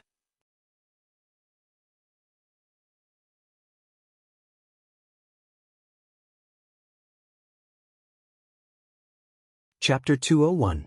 Ren Baqian was very anxious on the mountain. It was impossible to say that he wasn't worried. But other than moving his fingers, what else could he do? After waiting for at least 8 to 10 hours, Ren Baqian finally saw a red figure appear in front of him. At this moment, the Empress was in a sorry state. Her white inner shirt and red chiffon skirt were torn and stained with blood. Her waist and shoulders were dripping with blood. Her face was pale and there was a trace of blood at the corner of her mouth. Zixiao. Ren Baqian's heart tightened. Seeing the Empress in this state, it was as if his heart was stabbed. In his eyes, the Empress had always been awe-inspiring. When had she ever looked like this? When had she ever been in such a sorry state? But who was she doing this for? With such thoughts in his mind, he couldn't speak for a moment. At this moment, he threw the matter of the antidote to the back of his mind. "Open your mouth." The Empress stood in front of him and said. A longan-sized pill appeared in her hand and a few boxes were thrown on the ground. Seeing that Ren Baqian was still in a daze, the Empress pinched open his mouth and popped the pill in. It almost got stuck in his throat and choked him to death. Seeing that he couldn't even breathe, she quickly slapped his back to get the pill out and stuffed it into his mouth. Ren Baqian chewed the pill with great difficulty and swallowed it. Then, the Empress stuffed a water bag into his mouth and drank a mouthful of water. Ren Baqian didn't have any complaints about almost choking to death. The Empress had always been like this. This small matter couldn't be compared to what she had done in the past. "Are your injuries serious?" Ren Baqian finally asked this question. "I can only use 30% of my strength for 1 month. But even with 30% of my strength, no one can stop me." The Empress was always full of confidence. "But I'm hungry." The Empress's tone changed. The battle just now caused a lot of damage to her body. At the same time, she felt a strong sense of hunger. The Aboriginals needed to rely on large amounts of food or medicinal herbs to replenish their qi and blood. Rinpoche moved his fingers but still couldn't move. The Empress looked at him and said, "It will take a while for the antidote to take effect. I will go and find some food." Rinpoche nodded. The antidote wasn't an elixir and naturally wouldn't take effect immediately. He watched as the Empress left again. After the Empress left, Rinpoche tried to move his body every once in a while. However, he couldn't move at all. Just when he was doubting whether the medicine that the Empress brought back with her injuries was effective, he felt his shoulder twisting a little. Rinpoche's face immediately revealed an ecstatic expression. Although it was just a slight movement of his shoulder, he had not been able to move at all for the past 10 days. At this time, even the slightest change made him extremely sensitive and excited. This meant that the antidote was real. Following the movement of the shoulders, the forearms began to move as well, followed by the arms and the legs. When he could move his waist, he felt like he had come back to life. Rinpoche supported Qi Shui, who was beside him, and tried to stand up. Not being able to move for more than 10 days made his body feel rusty. His joints kept creaking and his legs felt weak. He felt like he was experiencing the effects of aging in advance. If he wanted to recover, he would probably have to move a lot more. While Rinpoche was moving his body, the Empress came back with a lot of meat wrapped in oiled paper. It was emitting a fragrant aroma. Seeing that Rinpoche was moving carefully, the Empress revealed a look of joy in her eyes. She had finally saved him. This was the greatest joy in her heart at this moment. Zixiao. Rinpoche looked at her with a face full of joy. The Empress suppressed the joy in her heart, carried the meat wrapped in oiled paper and asked, "Do you want to eat?" Her voice was clear and less cold. "Okay." Rinpoche nodded happily. As for the origin of the meat, he didn't care at all. In any case, the Empress definitely didn't have any money on her. Indeed, the Empress brought back a lot of meat and wine. Rinpoche only ate a little and quietly watched the Empress eat. It was as if he could never get enough of her.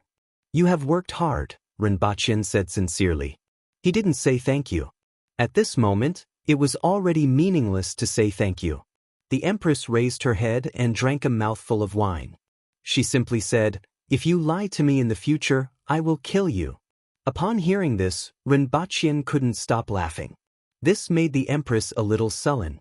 This guy was getting more and more impudent. After a long while, Rinpoche finally stopped laughing. He looked at the Empress with a sincere face and said, "When the time comes, you won't have to do anything." The Empress remained silent and ignored him. After a while, the Empress finished eating the wine and meat. Feeling less hungry, she then said, "Let's go." Just now, 2 people ran away. We can't hide the news for long. We have to leave Great Xia before they react. Previously, 5 people ran away. The Empress caught up with 3 of them and killed them. She didn't know where the other 2 were hiding, but she couldn't be bothered to look for them. A day after the 2 of them left, a group of people arrived at the call of the 9 pavilions. Among them, the leader was a man in his 30s who was dressed in an embroidered robe. Even though the 9 pavilions was feared by many, they still had some dealings with the outside world. Otherwise, how could the Lien family be in such a desperate situation? This group of people came to the 9 pavilions for some business.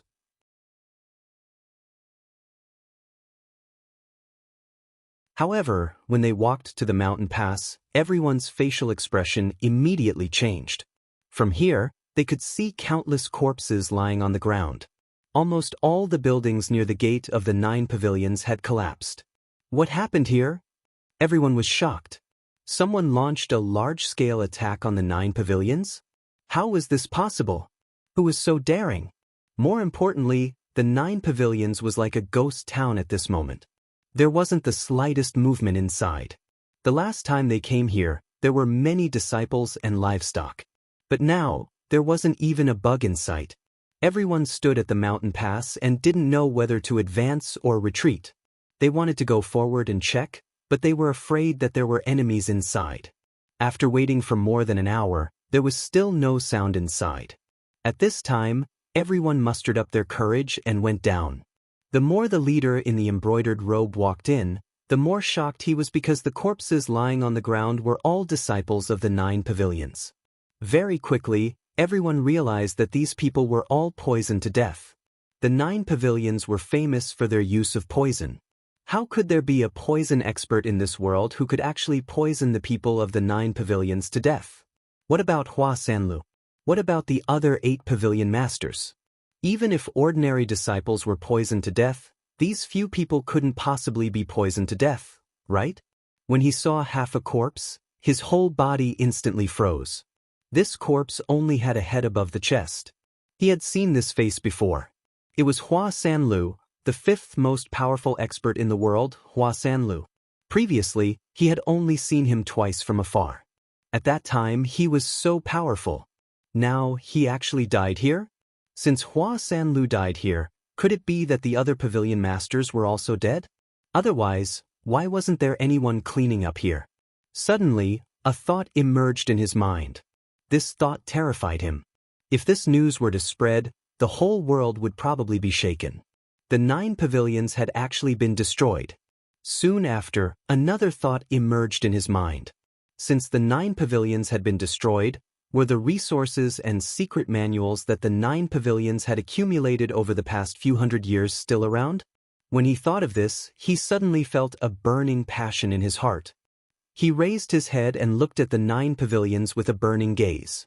However, when he walked to the entrance of the village, a person beside him suddenly fell to the ground, followed by a second and a third person. This made him suddenly think of something. Was there still poison here? When he hurriedly tried to leave, he didn't run far before he fell to the ground. Yes, even though a day had passed, the sarin gas still lingered in the air here. Furthermore, it was attached to those corpses.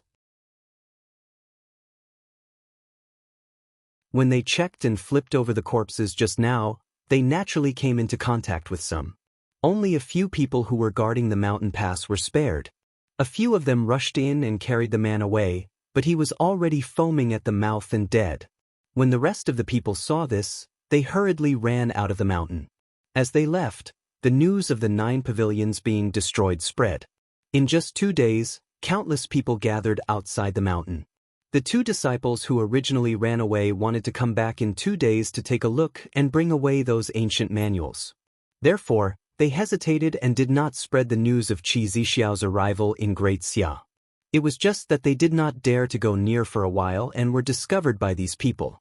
It was only now that the others learned from the 2 disciples that Deyo's empress, Qi Zixiao, personally came to the 9 pavilions, beat up Hua Sanlu, and used an unknown poison to kill the 8 pavilion masters and all the disciples of the 9 pavilions. Everyone was shocked. Subsequently, the whole world was shocked. Countless pigeons spread this news throughout the entire Great Xia in just 2 days, and then to the rest of the world. Countless people spread this news by word of mouth. Countless people were shocked by the fact that the 9 pavilions had been destroyed, and even more people guessed Qi Zixiao's strength. After all, she could beat up Hua Sanlu, which meant that she was ranked 5th in the world now. There were even more people guessing what poison Qi Zixiao used to kill thousands of people in the 9 pavilions, including the 8 pavilion masters, in such a short period of time.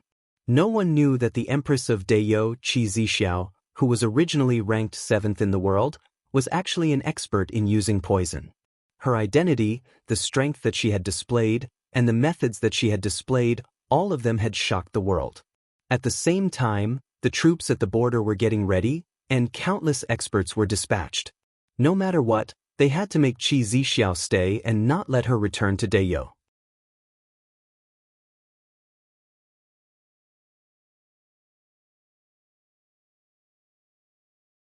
Chapter 202. When the news of the destruction of the 9 pavilions spread, countless people in Great Xia were shocked. On Earth, in Istanbul, a man and a woman were shuttling through the streets and alleys of this famous tourist city like an ordinary couple. Every day, there were countless such couples coming to this city from all over the world. As a result, it was hard to attract attention. If there was anything that caught people's attention, it would be the combination of that woman's exquisite and heroic face, as well as her ice-cold aura that kept strangers away. However, that feeling was completely gone at this moment. All her attention was on the Turkish barbecue meat in her hands, and she only occasionally glanced at the beautiful scenery around her. Renbachien was also carrying a bag with all kinds of famous local snacks in it. The two of them bought and ate along the way. Renbachien carried the bag along the way, and the Empress ate along the way. Every time Renbachien saw a snack, he would run over and buy it. He would try a little bit of it himself, and the rest would go into the Empress's mouth. Ever since the battle that day, the Empress's appetite had increased tremendously. She could get about 40 kilograms of meat from a 50 kilograms sheep, which was enough for a strong man to eat. The Empress could eat 2 of them leisurely, which was equivalent to her weight. No matter what food entered her stomach, it would be immediately digested and turned into essence energy, replenishing every cell in her body. During the 2 days of travel, the 2 of them would stop occasionally. The Empress would catch a few animals for Renbachien to roast. Then she would sit on Qi Shui's back and eat them elegantly, but at an extremely fast speed. This slowed down their travel speed by quite a bit. After returning to Earth, the 2 of them took the opportunity to recuperate. Renbachien took good care of his body since he was still a little weak. On the other hand, the Empress was a man of few words and focused all her attention on eating. However, Renbachien didn't know that under the Empress's calm expression, her entire body was in pain. It was just that she was tough and endured everything without batting an eyelid.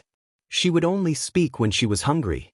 Looking at the Empress finishing a Turkish barbecue and vegetable pancake, Renbachien handed her the lion's milk, which was Turkish liquor that he had just bought from a restaurant.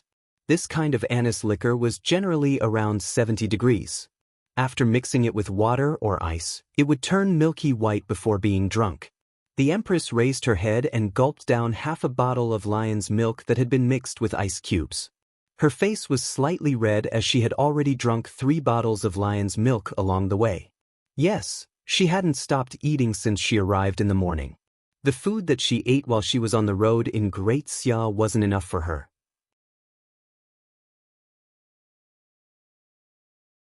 However, she was able to catch some animals from time to time for Renbachien to roast and eat since they were on the road. Now that she had returned to the safety of Earth, she could finally eat to her heart's content. Renbachien looked at the corner of the Empress's mouth and used his finger to rub it.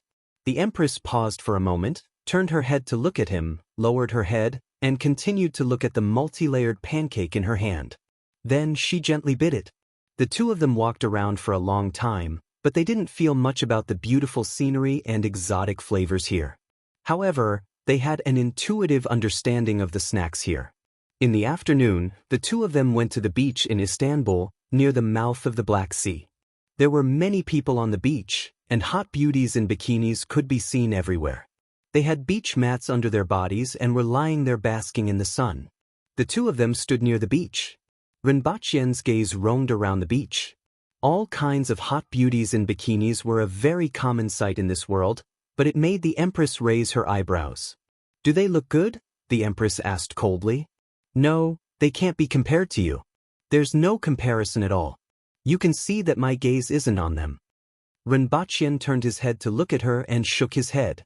"Everything here, the sea, the beach, and the people here are just embellishments to serve as a foil to a person." At this moment, the Empress was a little tipsy. After drinking a few bottles of lion's milk, she became even more beautiful and moving. Renbachien felt that she was like a flame, and he was the moth that couldn't help but throw himself into it. Well, in fact, he just liked to see the Empress frown, smile, and frown. That kind of liveliness that was rarely seen in Deo also made him want to tease her a little. However, he only gave it a little every time. He wasn't a bullfighter and didn't want to be on the edge of life and death. However, he didn't come here just to make the Empress angry. He really liked the sea. Perhaps this was some kind of desire in the heart of a person who grew up in the mainland. For example, I have a house facing the sea where spring is warm and the flowers are blooming. This definitely wasn't something that people who lived by the coast could say.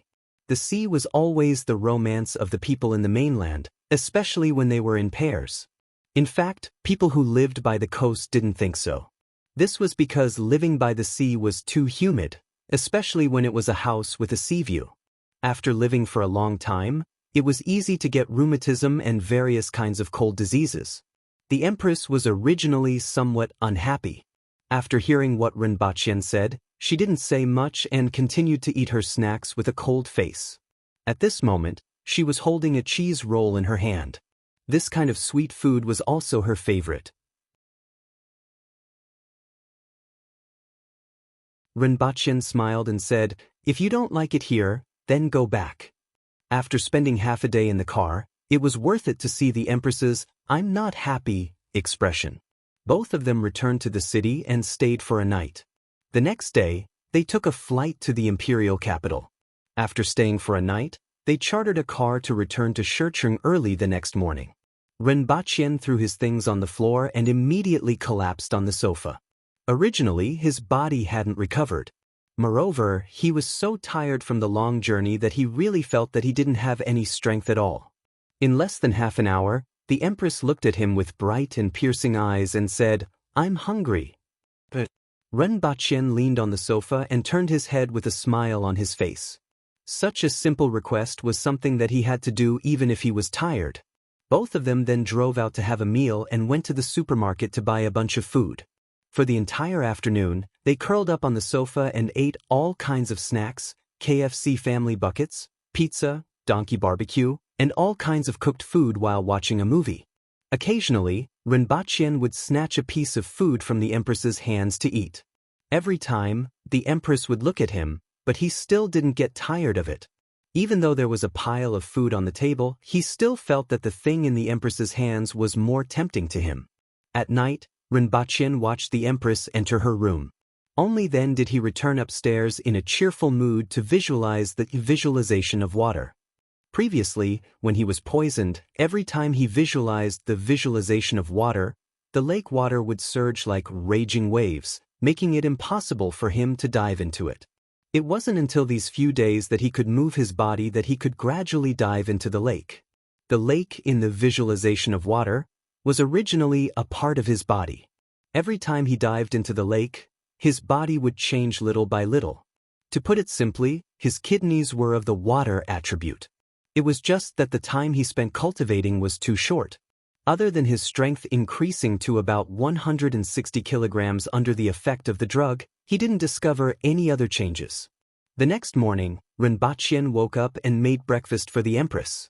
Then, he gave Qin a call to inform him that he was fine now. Upon hearing this news, Qin felt as if a heavy burden had been lifted off his shoulders. These days, he practically squatted in the laboratory, but unfortunately, the progress was very slow. Less than 10 minutes after Rinpoche called Qin, he received another call from Qin. When he picked up the call, he heard a woman's voice coming from the other end. "Lucky boy, where are you? Can you come to the laboratory for a while?" Not interested. Rinpoche immediately knew that it was Su Shan's voice and immediately hung up the call. Since he was fine now, he had no interest in going to the laboratory. Less than 10 seconds later, the phone started to ring again. Rinpoche immediately hung up the call. On the third time, Rinpoche frowned and picked up the call. "Boss, don't forget that you are our boss. Do you know what kind of impact the R-worm will have on this world? As long as there is a way to control it, it can cure terminal illnesses like leukemia. The whole world will benefit from it and you will also become a billionaire. Now that the progress of the experiment is very slow, please make a trip down to the laboratory." Su Shan was afraid that Rinpoche would hang up the call again. Once the call was connected, a series of words burst out of her mouth. "Money has no meaning to me anymore," Rinpoche muttered softly. Money really had no meaning to him anymore. However, if it was as effective as what Su Shan said, it would be a pity to ignore it. The Empress seemed to have brought back a few more antidotes. And if he was able to develop a special drug to cure leukemia, not only would he gain money, he would also gain social status in this world. In the future, if he wanted to obtain certain things, the necessary social status and connections were indispensable. Currently, if he wanted to obtain any important things, such as a CNC machine tool or other high-tech products, he did not have any means to do so. Even if he wanted to sell gemstones, he had to go through Chin. If he were to enter the circle of the rich and powerful, as long as he occasionally befriended some people, it would be of great help to him in obtaining whatever he wanted. You're tuning in to the Passion Pages YouTube channel. We're so grateful for your support, and don't forget to subscribe to join us on this incredible journey through captivating stories. Your generosity through donations truly makes a world of difference, as it's the primary source of revenue that allows me to expand and enhance this channel for you. Thank you from the bottom of my heart for being a part of this adventure.